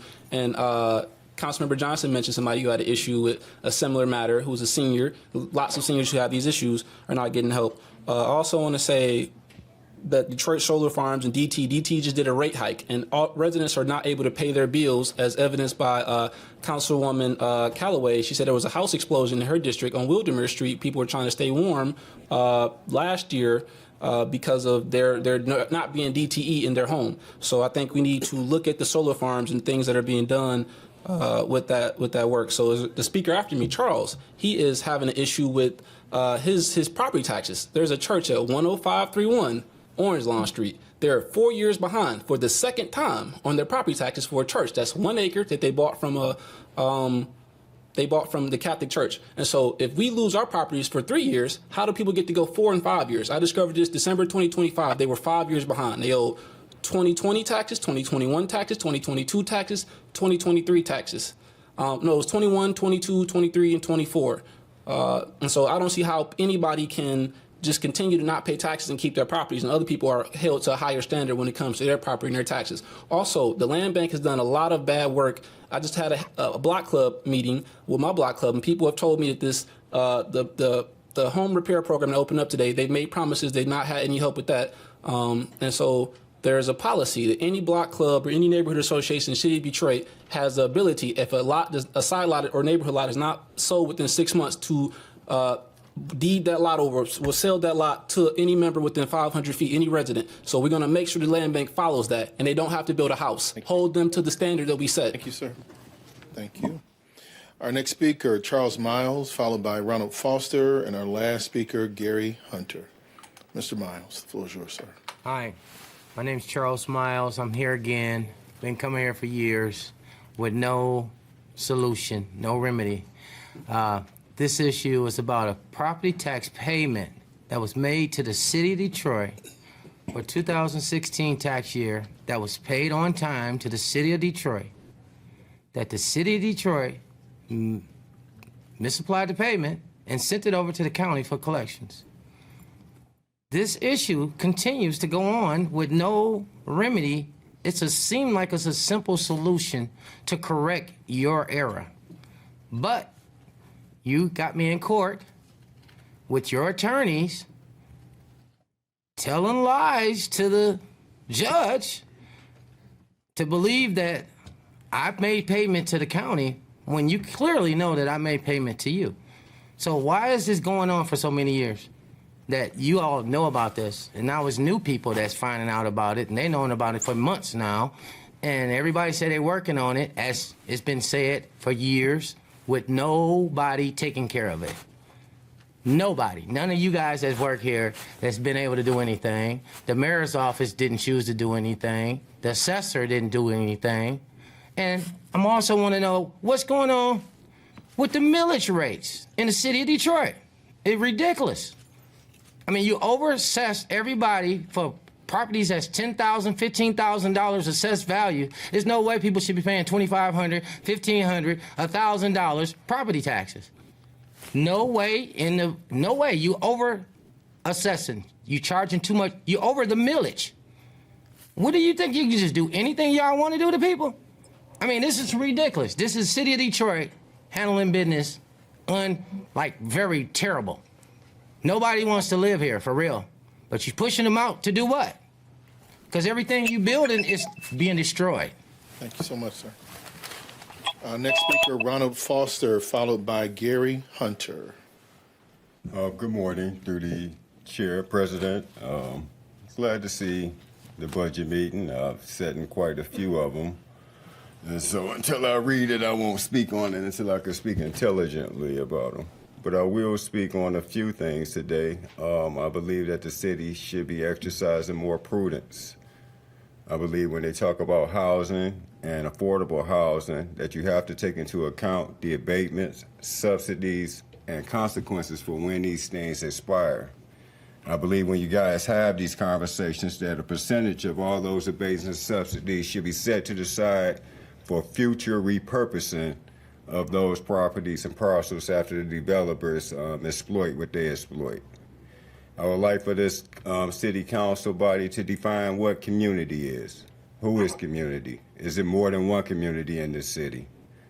I would like for the city council to understand that every citizen here have a voice to be represented, and as citizens, we are not subordinate to your idea of the 10.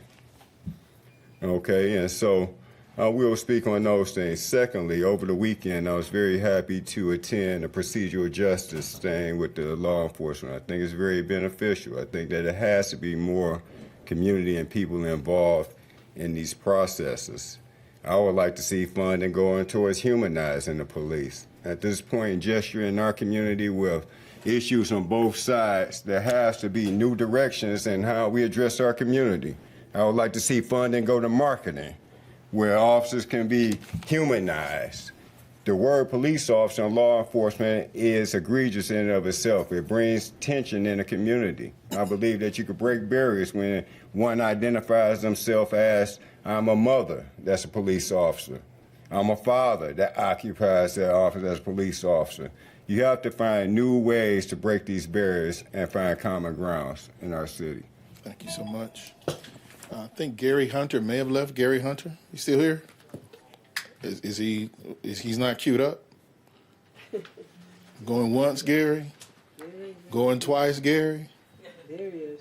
Going 3 times, Gary, and called the name out. We're looking to get this meeting going.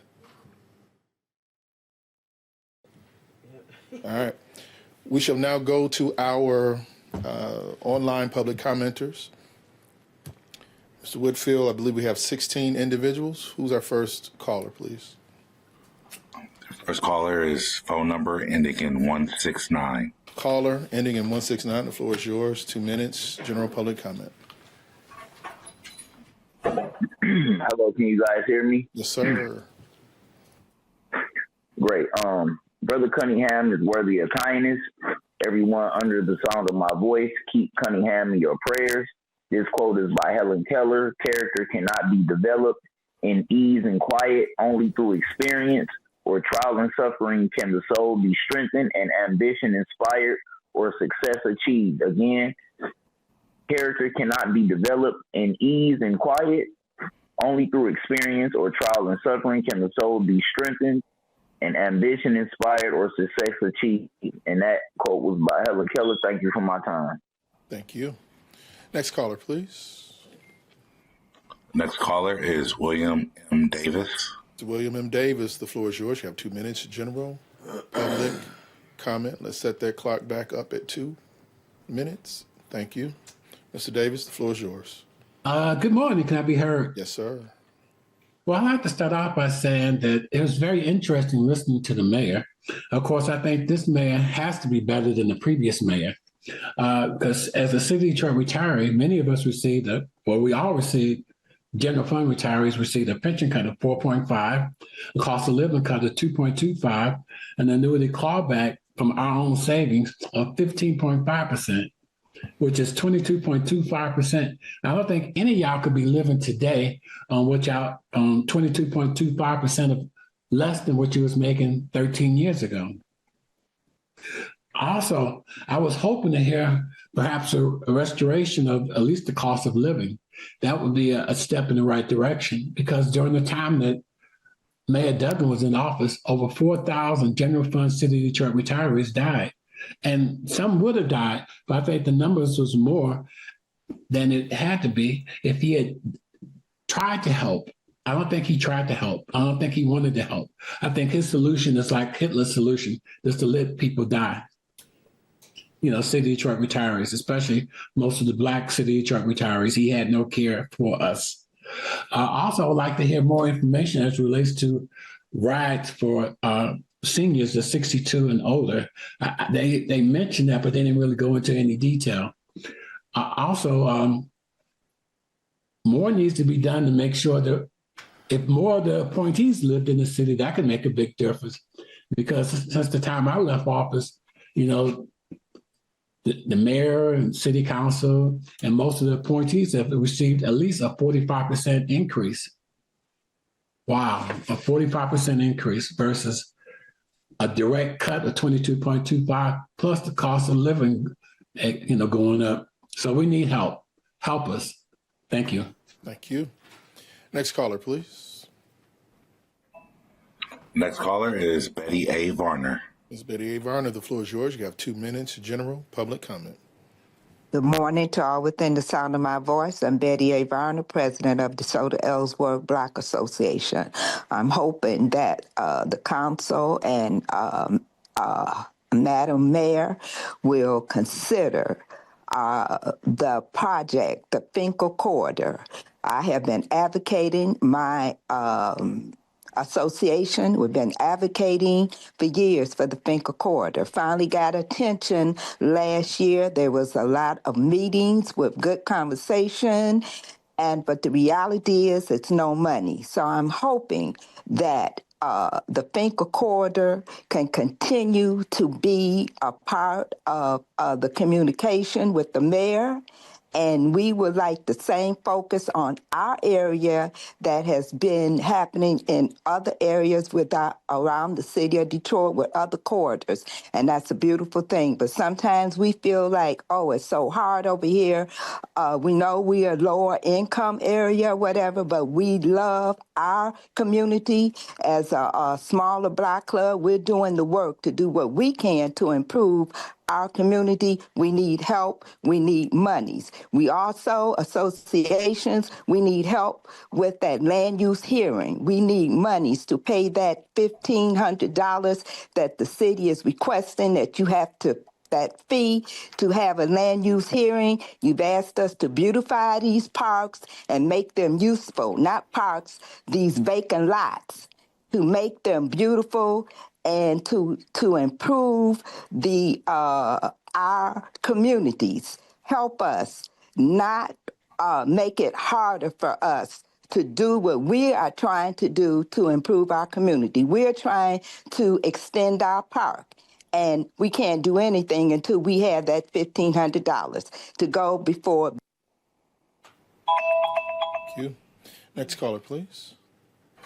Next caller is number ending in 124. Caller ending in 124. The floor is yours. 2 minutes, general public comment.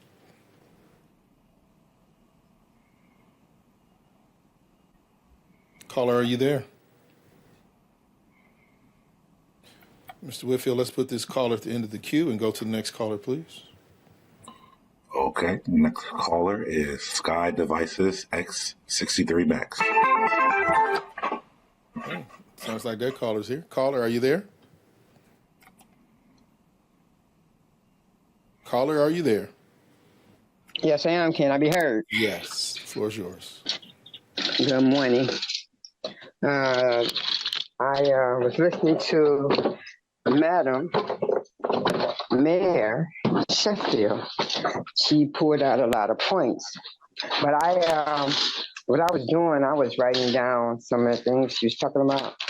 And one of them was with the seniors, where she was saying that, let me turn to my page, hold on.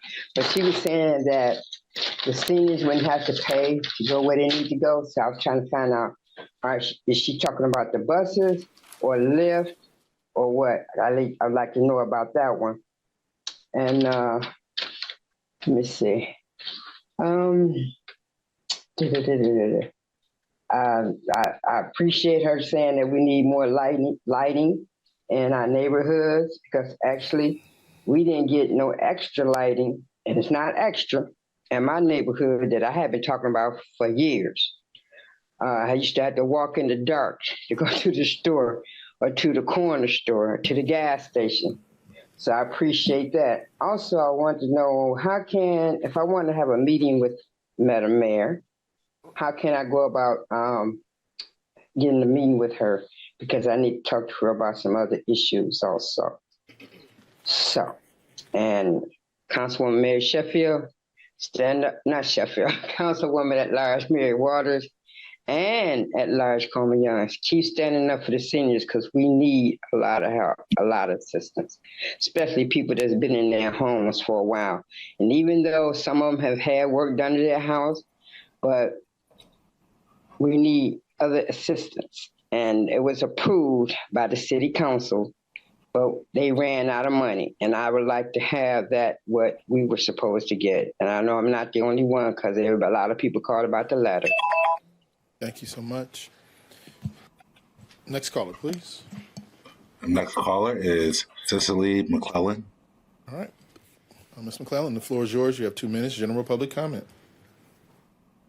Thank you very much for this opportunity. Cecily McClellan with We the People of Detroit. What I did not hear in the budget and would like to hear in the budget, that there be a water affordability program codified into law, built into the water department to ensure that low-income residents, persons below 200% of poverty, can be guaranteed that they will receive water, clean, safe, and affordable water. And so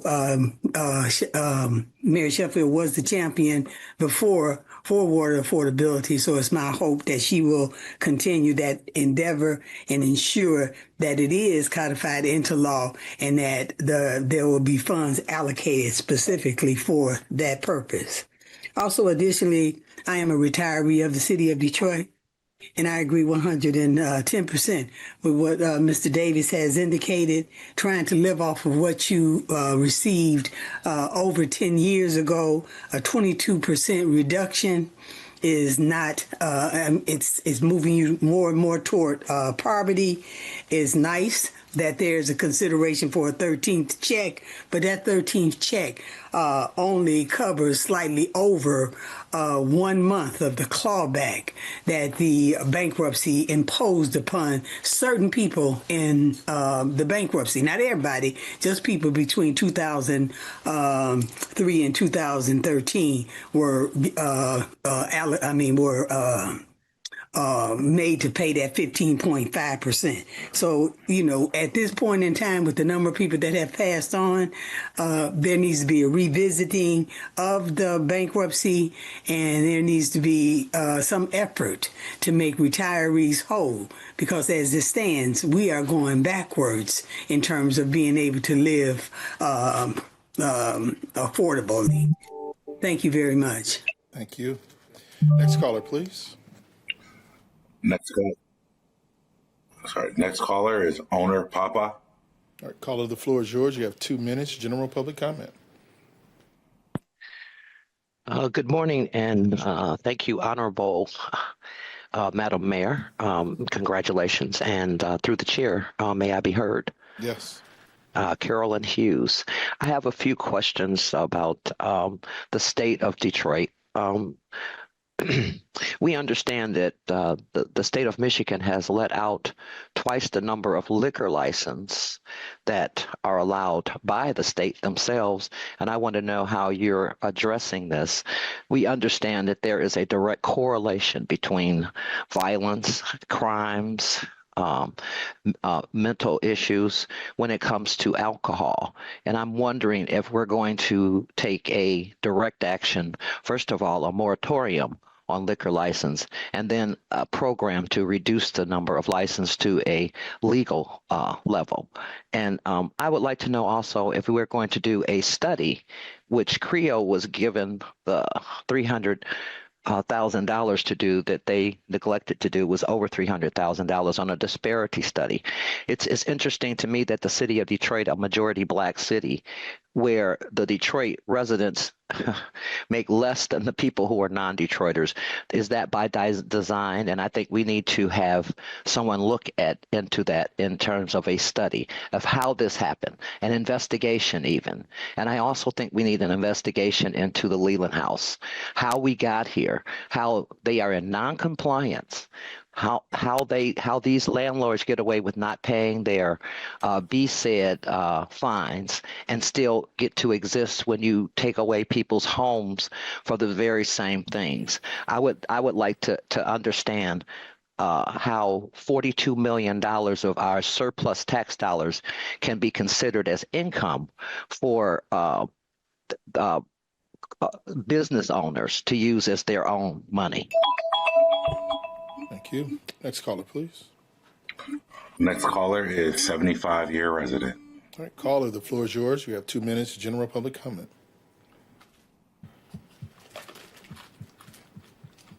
Caller, are you there? I already spoke. Thank you. All right, next caller, please. Thank you. Next caller is Renard Monchunsky. All right, Renard Monchunsky, the floor is yours. You have 2 minutes, general public comment.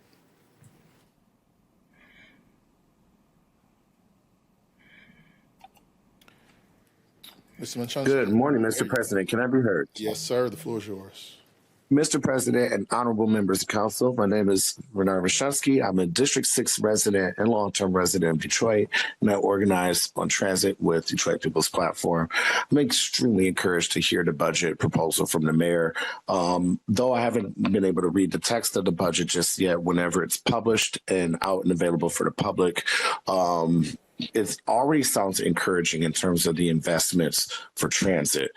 I am encouraged. This is how elections have consequences, both negative and positive. I am so encouraged that this mayor has finally put some meaningful investments into public transit with operations, with safety, with shelters and seating and things of that sort. And I look very much forward to working with the department and the city council and the residents, of course, of equitable placement of these stops and shelters. A lot of areas are not covered yet. However, I just want to remind us that a budget is a moral document as well, too. What you put into it is what you value. And it's about time we start to value the left behind and the least of thee, right? And you know where that comes from in the Bible. So I really appreciate that. And I think that these investments would actually get DDOT and other departments that have long been starved over the past 12 years, meaningful investments in their ability to meet their objectives, which is on-time bus service. This mayor's highest priority is making sure the buses are frequent and on time and reliable. And I think this budget will reflect that as well, too. When it comes to lawsuits, I share concerns with people on this call and also these studies. We don't need to be studied to death. We know what's going on. We just need to get it done. We need to have a more results-oriented city government this time with this new council and mayor, and I implore you to do that. Thank you. Thank you. Next caller, please. Next caller is Casey. Casey, the floor is yours. You have 2 minutes, general public comment. Thank you. Good morning. This is Casey Peller. I'm a resident in District 4 and with Detroit Disability Power, and I apologize. I can't see the timer, so I may run out before I get done talking, but I'm very, very encouraged and excited to hear the overview of the mayor's first budget this morning. As a mother and a caregiver and a disabled resident myself, thank you, Mayor Sheffield, for prioritizing children, prioritizing families and seniors and disabled people. I really look forward to digging into the details when they are publicly available. And we'll be sending along an analysis and some accessibility and disability focused recommendations to the council members to consider. But off the top, it is fantastic to hear that 100% of the proceeds from the land bank sales are going to be going to the Housing Trust Fund for more accessible and deeply affordable housing across the city. I'd agree with Councilmember Johnson that we should focus those dollars on rehabbing and fixing the assets that we have in the city. I also would support expanding the rental modification voucher that was started by President Tate last year in that budget. Also very excited to hear about the clearing of sidewalk repair requests and the increased funding for more lighting. The safety on the streets out here is a huge issue for all of us. And it's incredible to see that accessibility prioritized. Also really excited about the increase for DDOT, for the higher wages for staff. That's going to keep our transit safer, the zero fares for students year round, and expanding the transit ambassador program. That is huge. Also want to see the city prioritize pushing the needle on building more shelters and benches at the stops. But I do wonder about the accessibility program funding. Is that to continue the piloted coverage area or to also? Just cut off the last part of that question, but B, I'm sure you'll have at least some response to that partial question there to the mayor's appointees who are still here. Next caller, please. Next caller is Tahira Ahmad. Caller, the floor is yours. You have 2 minutes. General public comment. Good morning. What a great morning. I'm Mayor Sheffield. I'm so proud of you. Thank you so much for this budget. And finally, we have a budget that we can be proud of that you presented. I know I have been very critical of you in the past, but please let's kiss and hug and forgive everybody. In the words of Coleman Young.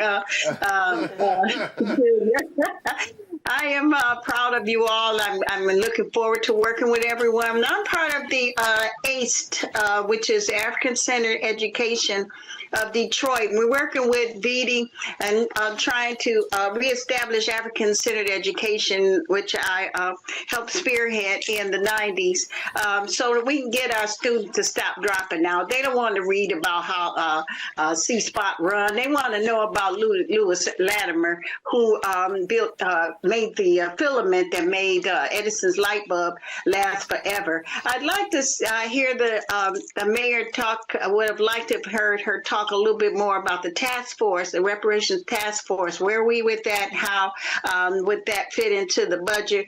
And also, I'm encouraged about her 100 days that she agreed to with the Coalition for Property Tax Justice. Thank you for that. I'm looking forward to helping with the senior initiative and also going to business for myself and others. I appreciate this budget. I appreciate the new and existing city council members. Looking forward to working with you guys.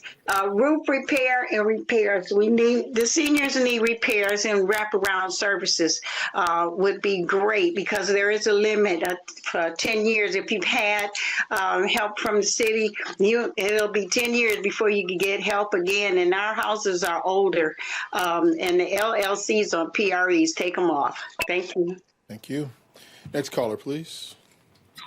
Next caller is Kevin Tellis. All right, caller, the floor is yours. You have 2 minutes. General public comment. Could you use the same name, please? Hello. Hello. Hello, my name is Kevin Tellis, and I wanted to speak today in support of affordable housing. And for this budget, I know that the mayor has a transition committee, the housing development and planning committee, which I support. Some of these members are experts and professionals in their own right. And I've spoken before the council to support policy for affordable housing called the Community Opportunity to Purchase Act, or Tenants Opportunity to Purchase Act. And so I think the city of Detroit is building plenty of affordable housing that maintains the market rate research shows that that may maintain the market rate, but I think plenty of residents understand that affordability is an issue, and the wage is a struggle throughout the city. So as we're continuing to build vacant lots, I see land as a commodity and property structures as a commodity that the city can do more to slow down that market rate from rising through community land trusts that I've spoken about before. And so I think the budget should include funding for community land trust nonprofits that are continuing to support affordable housing and doing lots of innovative community work. So in the zoning, you can also include community land trust, definitions, and I want to speak on that today, as well as supporting what another resident talked about earlier, zoning and fees, just to continue to beautify the city. So I want to speak on that today. Thank you so much for hearing me out. Thank you. Next caller, please. The next caller is number ending in 039. Caller ending in 039, the floor is yours. You have 2 minutes, general public comment.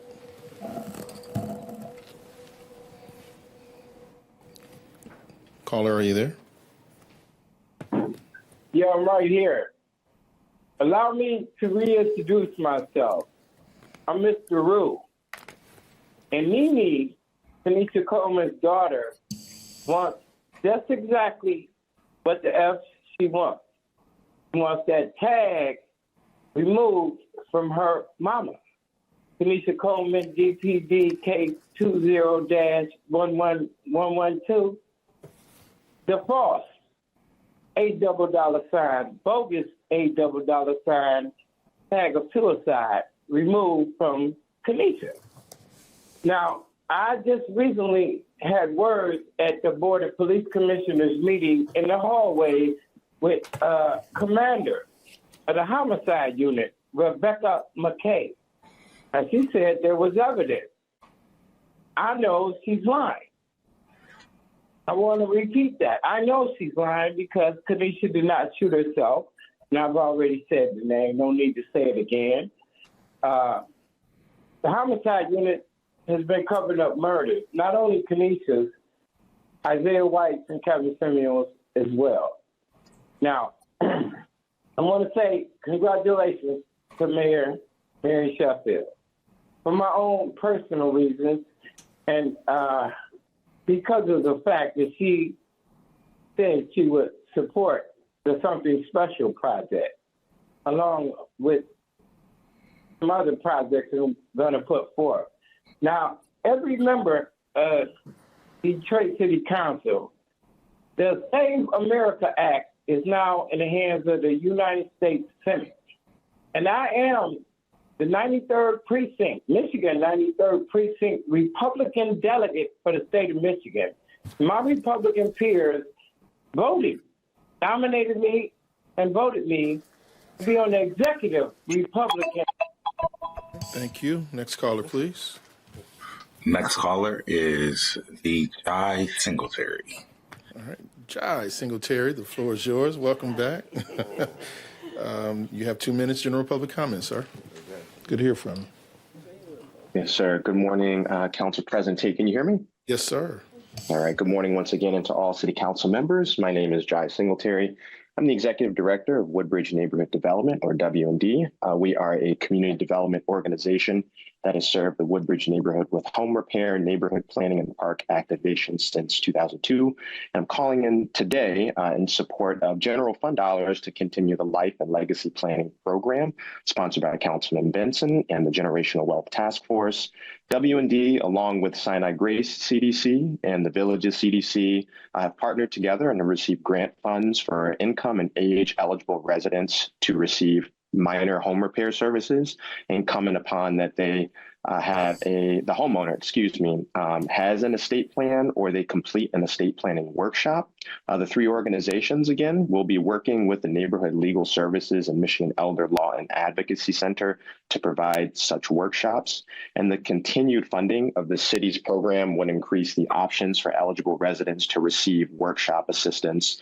That concludes my call today. I thank you all for accepting my public comment and looking forward to the city's funding and advocacy in this generational home ownership opportunity. Thank you. Have a safe rest of your day. Thank you. You as well. Next caller, please. Next caller is Teron Hayes. All right, caller, the floor is yours. You have 2 minutes. General public comment. Hello. Can I be heard? Yes. Can you hear me? Okay. Yes. Good morning. Good morning to the Honorable City Council and attendees. City Council President, may I be heard? Yes, sir. First off, I want to congratulate City Council on both their re-elections and new appointments. Special consideration to my City Councilwoman, Renata Miller. I am a resident of District 5, and I'm here to discuss my disapproval of ShotSpotter contract renewal. ShotSpotter is in no way a crime reduction tool, and at best, a very ineffective tool at solving crime.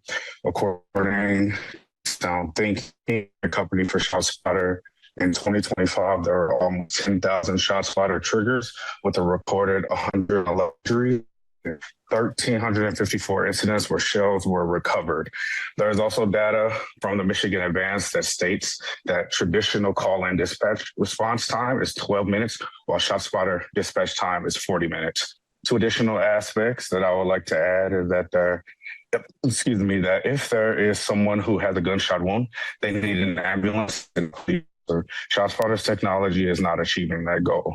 ShotSpotter also does nothing when there's someone who has received a fatal gunshot and is lying in the street. ShotSpotter is approximate and unreliable. However, what is reliable is community intervention programs, resources for youth, adults, elders, and services for the impoverished. I would ask that there be considerations to take whatever money that would be used to renew the contract and put it back into the city.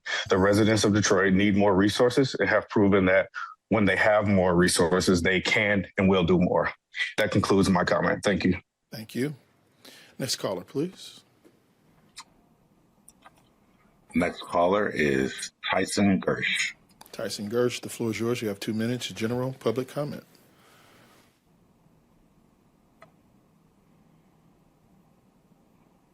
Hi, can you hear me? Yes.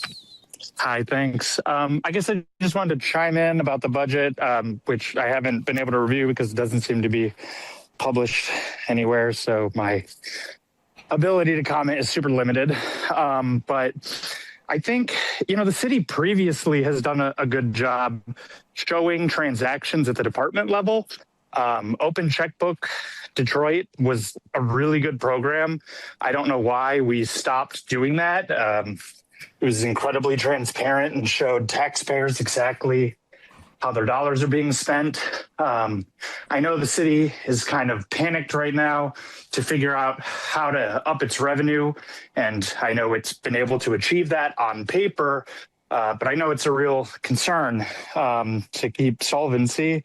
But I worry that a lot of really potentially illegal stuff has happened at the departmental level to generate these revenues that may not be legal, specifically under Headley. We have a lot of unusual departmental changes, revenues tripling, costs going down, and the process by which any of that happens is very regulated, and without showing the transaction level data of how money is being spent, there's no accountability. I do think there's going to be some litigation in the future, or maybe even already happening around this, and I think the city has better options to balance its budget. But I just encourage City Council to not accept the category level numbers as legitimate or sufficient. We need to know exactly how these dollars are being spent to know if they were spent legally or if the savings were saved legally. Thank you. Thank you. Next caller, please. Going back to caller 124, this will be the last caller. Caller, the floor is yours. You have 2 minutes. General public comment. Caller, are you there? Going once. Yes, good afternoon. Can you hear me? Yes, we can. Good afternoon. Yeah, okay. Well, I saw there was a meeting in Rouge Park for the master plan. There needs to be a meeting in every neighborhood about the master plan instead of the secretive stuff that's going on with the master plan advisory group. Also, if you truly care about residents' health, get rid of the speed humps that damage people's cars and add particulate matter. Also, it's nice to hear people talking about building single-family homes now. That's what people wanted in the lower north end, but no, we were disregarded, disrespected, and you voted for a massive rental complex to be owned by out-of-town developers. Except we got that held up in the courts now because the Board of Zoning Appeals wasn't doing things properly, and I believe is being misguided by the law department in trying to charge people for transcripts that are already required. The BZ is already required to have under Detroit City Code 50-2-66. So yes, Coleman, I am on your do not help list because I've asked you to help about that, and you haven't helped out about that. But you sure seem to want to support this developer who was non-inclusive and has been race baiting. So, I support building single-family homes. But there's also plenty of room, like in District 4, where you could build North End Landing and probably not make people so upset. So stop the secretive planning, get rid of the speed humps, no more solar farms on private land, put it on publicly owned land already, or make the big warehouses, put it there, instead of put people through the misery of eminent domain. And spend money on the health department. We're supposed to have a fully functioning health department. I haven't seen that in the last 12 years. And you also need to fully implement 9-4. Thank you. Thank you so much. Next caller, please. Mr. Whitfield, is that our last caller? Yes, sir. All right, thank you. All right, so we have a few questions, not many in there, mostly statements that were provided, but want to give you an opportunity to respond to those that you were able to take in. The floor is yours, whoever can respond. I'll start. So, Council President, one of the questions, well, there were a lot of questions related to DDOT. So broadly speaking, we have increased year over year the budget by $6 million as it relates to services and reliability. We also just received 45 new buses, and there are grants for another 80 buses later this calendar year. So we recognize that those are still issues, even though we've addressed the issue as it relates to salary, but we still need to work on service and reliability. And I think that this budget does address that with the $30 million increase. There was also, Donnie, I think you had accessibility. Yes, Mr. President, there was a question from Ms. Peller about accessibility. It is a relaunch of the pilot that we did that ran in 2024 to 2025. And so we are going to relaunch with another pilot. So the $1 million in the budget covers 4 manually operated shuttles for the first year of the program. In year 2 of the program, it is expected that we will relaunch the autonomous vehicle shuttles, obviously with a human in there to monitor, but that was very successful in our pilot, so we're going to work toward re-implementing the autonomous vehicle shuttle program, hopefully by the middle of 2027 would be the goal. Did you catch any additional ones? I know there was a question about water affordability plan, anything altering what we currently have in place for those in need? Yep, Mr. Chair, I haven't heard anything. We probably should rely on DWSD to answer those questions. But there was another question from Mr. Miles, and he had a case that I'm not familiar with, but I reached out to our current treasurer, and she indicated that the last 2 treasurers have looked into this, and it was not an error on the city's part. And we provided him with a follow-up email on February 4th, 2024. Okay, I was gonna say, wow. Need to go back and take a look at it again. Like, have to dust it off. All right. Any additional? Hold on one second. So I know someone called and asked, how do I get on the mayor's agenda?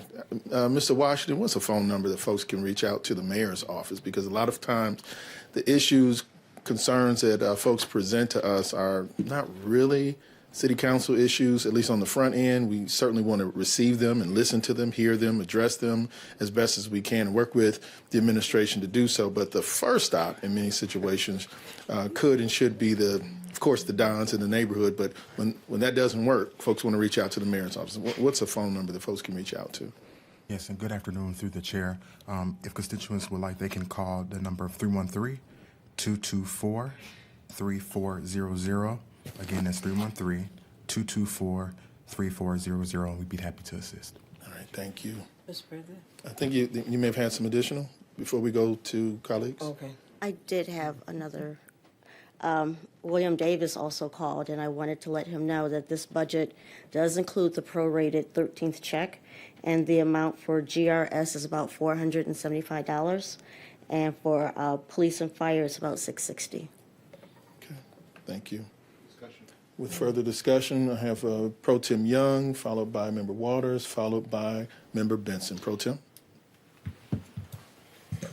Thank you. I just wanted to ask about the accessibility and also proud of that, because I think a lot of that came from the Transportation Innovation Zone as well. So I'm very proud of that program. I just want, because I sponsor Transportation Innovation Zone, just in case anybody know. I just wanted to ask you, is that just for the autonomous? So are you saying that it's going to be there's going to be shuttles that aren't autonomous, and then it's going to come behind with the autonomous vehicles? Are they all going to stay on the same route, or are we going to expand the routes of where those vehicles are going to go? And is that measured just based on the system we have now, or are we planning to use artificial intelligence to be able to kind of narrow where the best routes could be possible, the most optimal routes could be for the best transportation services? Through the chair to Pro Tem Young, in terms of the use of AI, not 100% sure. That's something that I think I would need to defer to the Office of Mobility Innovation in the Department of Transportation. In terms of the first year of the vehicles, they will be manually operated, regular, standard, manually operated shuttle vehicles. The autonomous vehicles would roll out in theory next year is the plan to roll back out to that. I think part of that is just for us to evaluate what the current state of play is with autonomous vehicles and making sure that vendors have them and that we have the ability to help support their use of those vehicles.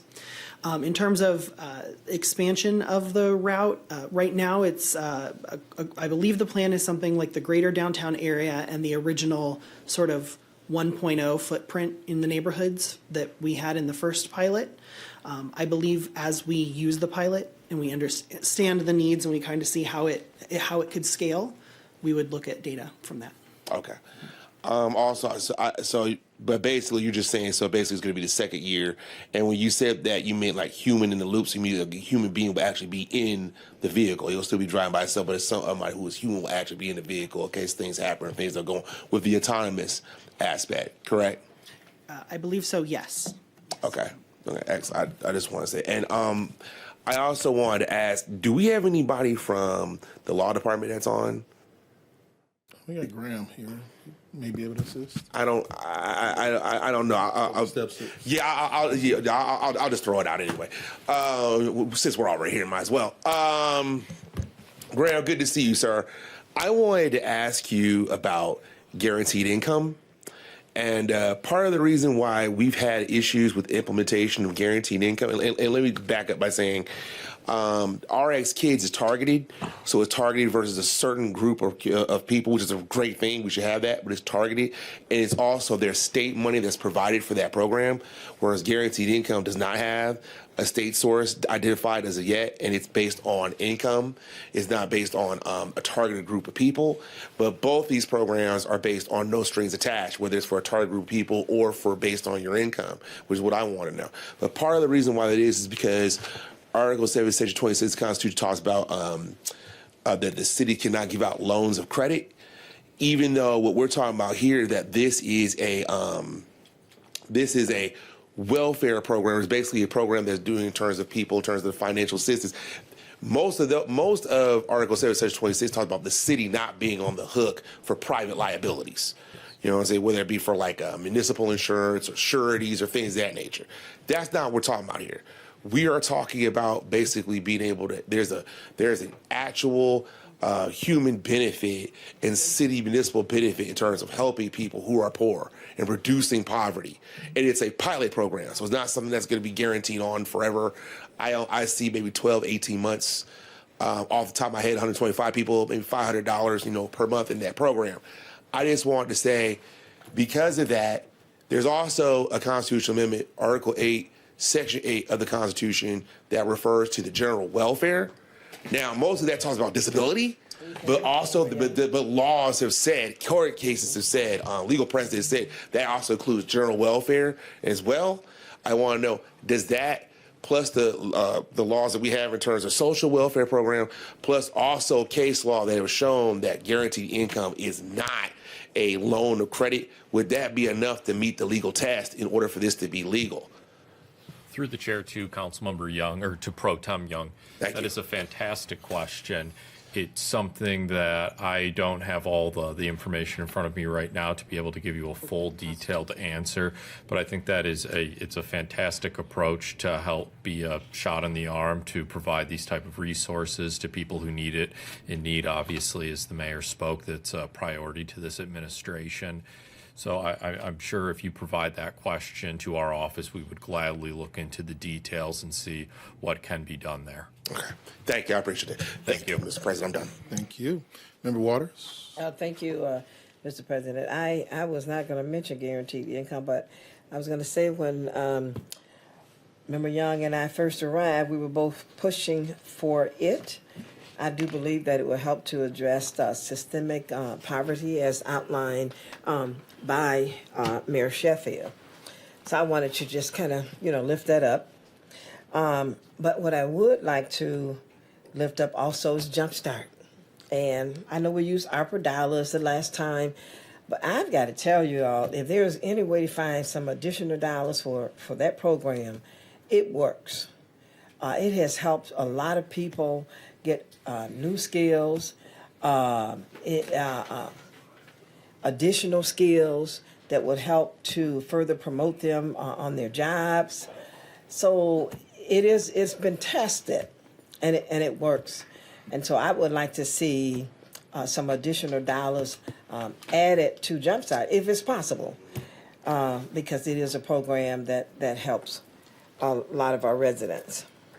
Now, I just wanted to ask you to explain just a little bit more about the additional FTEs. You had additional FTEs in the various departments, and maybe I missed it. And even when it comes to the loss of the additional online revenue that supports midnight basketball. So we have the extended hours. So how are we going to support those things, those two things, additional FTEs and the online midnight recreational hours for midnight sports? I think I got it all out. Through the chair, what we've done with recreation is we've identified $1.5 million that will be used for various Occupy the Summer programs that are going to be held. And what we did was reprioritize a lot of those vacancies. Okay. There were pretty much every department in the city has a number of vacancies where they have just been there for years. And what we're doing now is taking a look at those long-term vacancies and creating new positions with those. So that's part of how we were able to pay for that program. And then if you're also referring to the new department, when you talk about the FTEs, that was the situation where we took HRD and we divided the positions among 3 different departments. So the detail is in your book, but I'm happy to go over it with you more thoroughly. But that's how we were able to do that and still balance the budget. Okay. Well, thank you. We will be taking a look at the details more specifically. And certainly, I appreciate that. You have any thoughts about Jumpstart at all? Through the chair, I know that program, ARPA program, ended probably a good, maybe almost a year ago. So there aren't any dollars currently available to continue it. Nowhere. Jeez, okay, you know it works. Yes, I do. But I think also we're just at the point now where we would run out of time, because my understanding is that was like an 18-month program. Yeah. So that's why it had to end so early, because we need to make sure that those ARPA dollars got spent timely. Okay. And I just want to thank you for looking at all of the FTEs, throughout the city. Each year, departments come to us and they have all these vacancies. Oh, we intend to fill them, but then they come back the next year and they still have the vacancies. We've got to do something with that. And so I'm happy that you are addressing that, because I don't want to see them come back again this year with all those vacancies. Thank you. Thank you. Member Benson. All right, thank you. Just the 13th check, air quotes. How much are we looking at per check for our retirees? For GRS, it's just over $475, and for police and fire, it's just over $660. All right, thank you. Any further? Okay. All right. So, I'm loving the opportunities that we're having at the rec centers, recreational activities, midnight basketball. I've also been advocating for a number of years for us to have some level of mental health, behavioral health opportunities there for our young folks and residents, period, who show up. In many situations, our residents don't know exactly where to go and don't have someone to just talk to. So whether we talk about individual, group conversations, group therapy, whatever we want, however we want to phrase it and what we want to call it, I think as we talk about these opportunities and avenues to get folks busy, we also need an opportunity for them to focus on their internal selves. And so I'm going to be asking again and reaching in your direction. I had a previous conversation with the mayor. I don't know if that's in the budget, but as we talk about recreational opportunities and using the spaces that we currently own as the city of Detroit, I am again looking and requesting for an opportunity to have some level of group therapy, group conversations, individual therapy or conversations with the community. We'll talk about what that looks like, but really looking forward to that. Is there something like that already in the budget? Have you all discussed that yet? Mr. President, we have not discussed specific programs, but we did increase the funding that's available for mental health co-response. So, having the third shift so that it's around the clock. And then there was an additional $1.8 million that was added, which was previously ARPA funded. So we're actually shifting those ARPA funded positions now to the general fund. Okay. So that is an effort for us to show that it's going to, we know that's something, an effort that needs to continue. Okay. Well, again, that's one space that I'm looking for us to have some level of human touch in those spaces, rec centers. Thank you. Next, we have Member McCampbell, followed by Member Johnson. Thank you, Mr. Chair. Just a few questions, and I'll go through them. One on, has there been any discussion? I had a conversation with Madam Mayor on long term, but has there been any discussion around participatory budgeting and how that fits? And is there anything in this budget or anything that we can do to help set the groundwork on that? And then also, when we think about, we've heard a lot from folks on resources for our block clubs and neighborhood associations. Just want to think, I know it was mentioned about neighborhood funding, but seeing if there's been any thought around that. And then the last point, to piggyback on what Mr. President has stated, I think it's great to see that third shift in the co-response, but what we've also heard from a lot of folks is that beyond that, and when folks are needing that, more mental health resources and services, including our health department and such, and opportunities in the neighborhood, just would really like to see a robust conversation around those commitments. But those are the three areas. Thank you. Thank you. Through the chair, as it relates to participatory budgeting, it's not reflected in this budget, but we've had conversations about starting a program this summer so that we can really see what that looks like. Various places do it different ways. In terms of, the amount of funding we need to figure that out. Do we want to do it by district? I think for certain, we would want to make it one-time dollars as opposed to recurring dollars. But that is something that is already on our agenda. We weren't able to include it here, but we know that it's important to Madam Mayor. But we want to make sure that we start that like early in the summer so that we can get the community engaged and see what that looks like for the city of Detroit. Thank you. And as it relates to the mental health co-response, and I think a lot of those questions might be good for the Office of Neighborhood and Community Safety. I think that they're also going to be heavily involved in mental health. So I think that if some of those questions could be shared with that group, I think that would be a great idea as well. And for neighborhood beautification, this budget does add $1 million for that. And thank you for that. And that would, the block clubs and neighborhood associations would be able to get access to that funding through various ways? Yeah. Okay. Various Thank you. ways. Thank you so much. Thank you, Mr. Chair. Thank you. Member Johnson. Thank you, Mr. Chair. Just one question with two, asks of the community or the philanthropic community. Has there been any conversation around concentrating services in areas, particularly around schools, so where GSD, DPW, any other forward-facing department to provide cleanup support, boarding up houses, things of that nature in a concentrated area to make a significant impact in any area? And when we went to Philadelphia, that was something that came out of successful work that the city was doing throughout the city. But if there was a defined area in each district where the departments would go and do cleanup, do board ups, do work that the community could clearly see where there were improvements. I know there were conversations about that, but I'm wondering if the conversations continued. Through the chair. Yes, ma'am.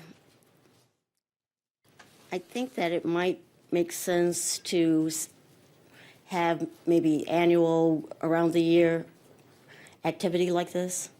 I know right now we do a lot of cleanup, I think, during the month of May. And I think that it probably makes sense for us to see if we can actually extend that throughout the year as opposed to just having it in May. So that's one thing we can have further conversations on. Okay, thank you. I'll make sure I bring that up with the various departments as well. I do appreciate the living wage that the mayor touched on. Member McCampbell and I met with a Cleveland City Council member who's doing a pilot for guaranteed basic income, just to ensure that jobs, not necessarily city jobs, but jobs of individuals within the city are making a living wage, a livable wage. Much of it is supported in Cleveland by the philanthropic community, and so I think it's a great opportunity for the philanthropic community to provide that support, just recognizing that Madam Mayor is taking the first step, so I really do appreciate that. I do want to uplift another question that was asked during public comment, which was, and we can send a memo over to you all about this. There have been some individuals that have been brought on to work with the administration, and I believe their salaries may be outside of that, of what's in the White Book. And so I'm curious to know if the philanthropic community is playing a part in helping to pay their salaries. But we will, again, just be sure to send a memo to you if you all can just identify and outline any individuals where that might be the case, where additional funds would be coming from. Thank you. Through the chair, I'm not aware of where that may be occurring, but I would recommend reaching out to HR to get more information. Thank you. Thank you, Mr. Chair. Thank you. Member Miller? Once again, I heard Councilwoman Mary Waters mention that her jump start needed some attention, but you said there was $0 left to entertain that. Well, under your improving neighborhood and community safety, I started the new mental health and public safety task force, and we've already have some city extraordinaires on that committee, and I'm hearing President Tate's request. Is there a way, because I had to find out if some of the funds can be moved around to accommodate mental health?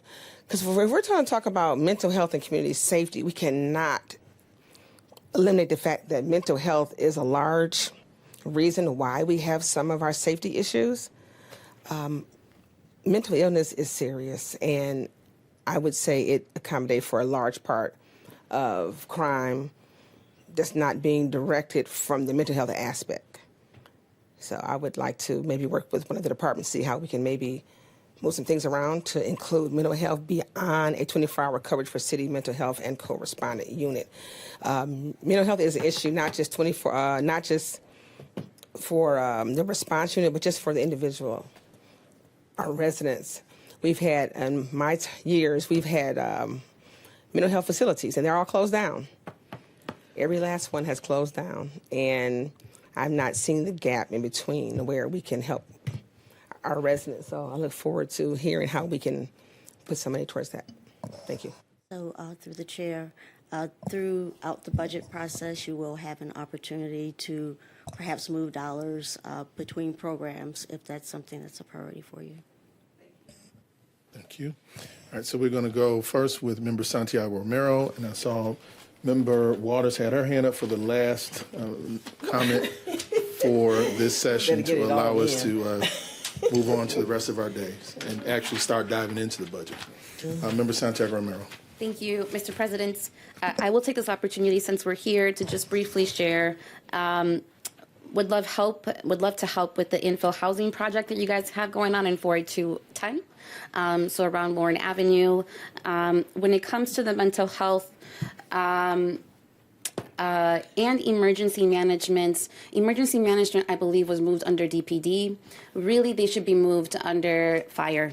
Or under the mayor's office where it was, and I believe they want to be under fire. So if we can think about these systems and how they work, really our mental health response unit should also be under the fire departments. So I continue to push that our mental health response unit be under our fire departments. I think if we can put them all in alignments with emergency management, and quite frankly, it just makes sense if it's not a violent occurrence that we don't send folks with guns or with unlethal weapons, whatever the case may be. But as we're talking about mental health, we should talk about the system that is in right now. And I'll continue to push that it goes under fire. Last two quick things. Another thing regarding systems, the homelessness solution, I think, and the new department, I think, is exciting, but just wondering what we're doing around supporting all of the systems. I just recently came from a ride-along with one of our outreach contractors, and everyone's doing incredible work, but I do believe that we all need to be communicating with each other. So I'm not sure if DWIN or the city or who can create that system that everyone can tap into, because people need to report where folks are, services that are being supported, where they are in the process, and it just seems like they would all benefit from a system, and I wonder if that's something the city can provide or support DWIN with that would support all of our service providers. And last thing I wanted to share is when it comes to participatory budgeting, it is a really, really hard thing to do, and many cities begin by first doing an RFP. Because there are professionals that do this. So maybe we want to send out an RFP to recruit consultants that can help us do this for the city. But before we roll out any kind of PB, as I call it, because it's very hard to say, I think we need to be ready and prepared, and we need some help with that. So thank you. Thank you, Mr. President. Thank you. Mr. Armand. Through the president. We're actually looking at perhaps doing an RFI, a request for information, just so we could get a better understanding. And if it is too big of a lift, it might make sense for us to do RFP. But we wanted to start off with the RFI just to kind of get a feel for what was required. And then as it relates to mental health co-response, We actually budget that in the health department, as well as some training dollars for police. All right, thank you. And our final question, comment from the body before we adjourn will be from Member Waters. Member Waters? Okay, I better get it in. Yes, All ma'am. right. Yes, ma'am. Yeah, and it really is a comment. At first, I want to just support my colleague from District 7 who pointed out the fact that this is a legislative process when it comes to actually doing the budget. And so I agree with that, and we're going to work long and hard to find dollars to support programs like the Jump Start. Even if they come to us with vacant positions, they can look. We might want to take those positions, move it around, support programs like the Jump Start program, the Senior Accessibility program. Those are the kinds of things that I'll be looking to do. If you're not using a position, if they're not filled by now, by the time you get to us, don't bother. The other thing I want to say to someone that called in regarding the compliance, making sure that we have compliance in our buildings and so forth. Listen, we don't even know who all the landlords are. I sponsored the ordinance last year. We made it easier for landlords to come into compliance. They're not doing it. So if you rent from someone, you need to check to see if, in fact, they're on our list so that we can force them to register with us and so that we can hold them accountable. The other piece of it that I just want to point out, Mr. President, and that is the right of refusal. We've been looking at that. I want to say that somebody in the audience had asked about it. It's a state law issue. So a lot of things that you all want, we've already lifted up those things to our state partners. In fact, it is a rent controls, right of refusal. Those are state issues, and it's very difficult. All we can do is to say to them, hey, we need you all to take a look at those issues, just like they're doing with deed fraud right now, and they are putting together a package of bills. So we need your help. We need you to also reach out to your state lawmakers as well. Thank you, Mr. President. Thank you. And I just want to make it known for the record, the Be Next program that we have that's in Brightmoor that I mentioned with the mayor, it is modeled off of the Jump Start program. So we're going to be looking for some additional funding, as I mentioned before. But the reality is we don't have the dollars that we had before to do the entire city. Yeah. So I think it's imperative for us to really focus on those areas that have the highest level of poverty and those areas that have the highest level of individuals that we can upskill as opposed to trying to find money for the entire city of Detroit. That would be my request, my goal as we move forward, but certainly have the ability to move forward to improve the lives of the residents of the city. And I know, Member Waters, I get it, but we're, again, as we said, this is our legislative process, and we're going to go through all that through executive session. So thank you all for being here. Thank the residents of the city of Detroit for responding and being present as well. Colleagues, thank you as we begin our budget process. We are now beginning. Thank you so much. And if there's no objection, is there a motion to adjourn? Motion. See no objections, that action shall be taken. This meeting is adjourned. We start next week.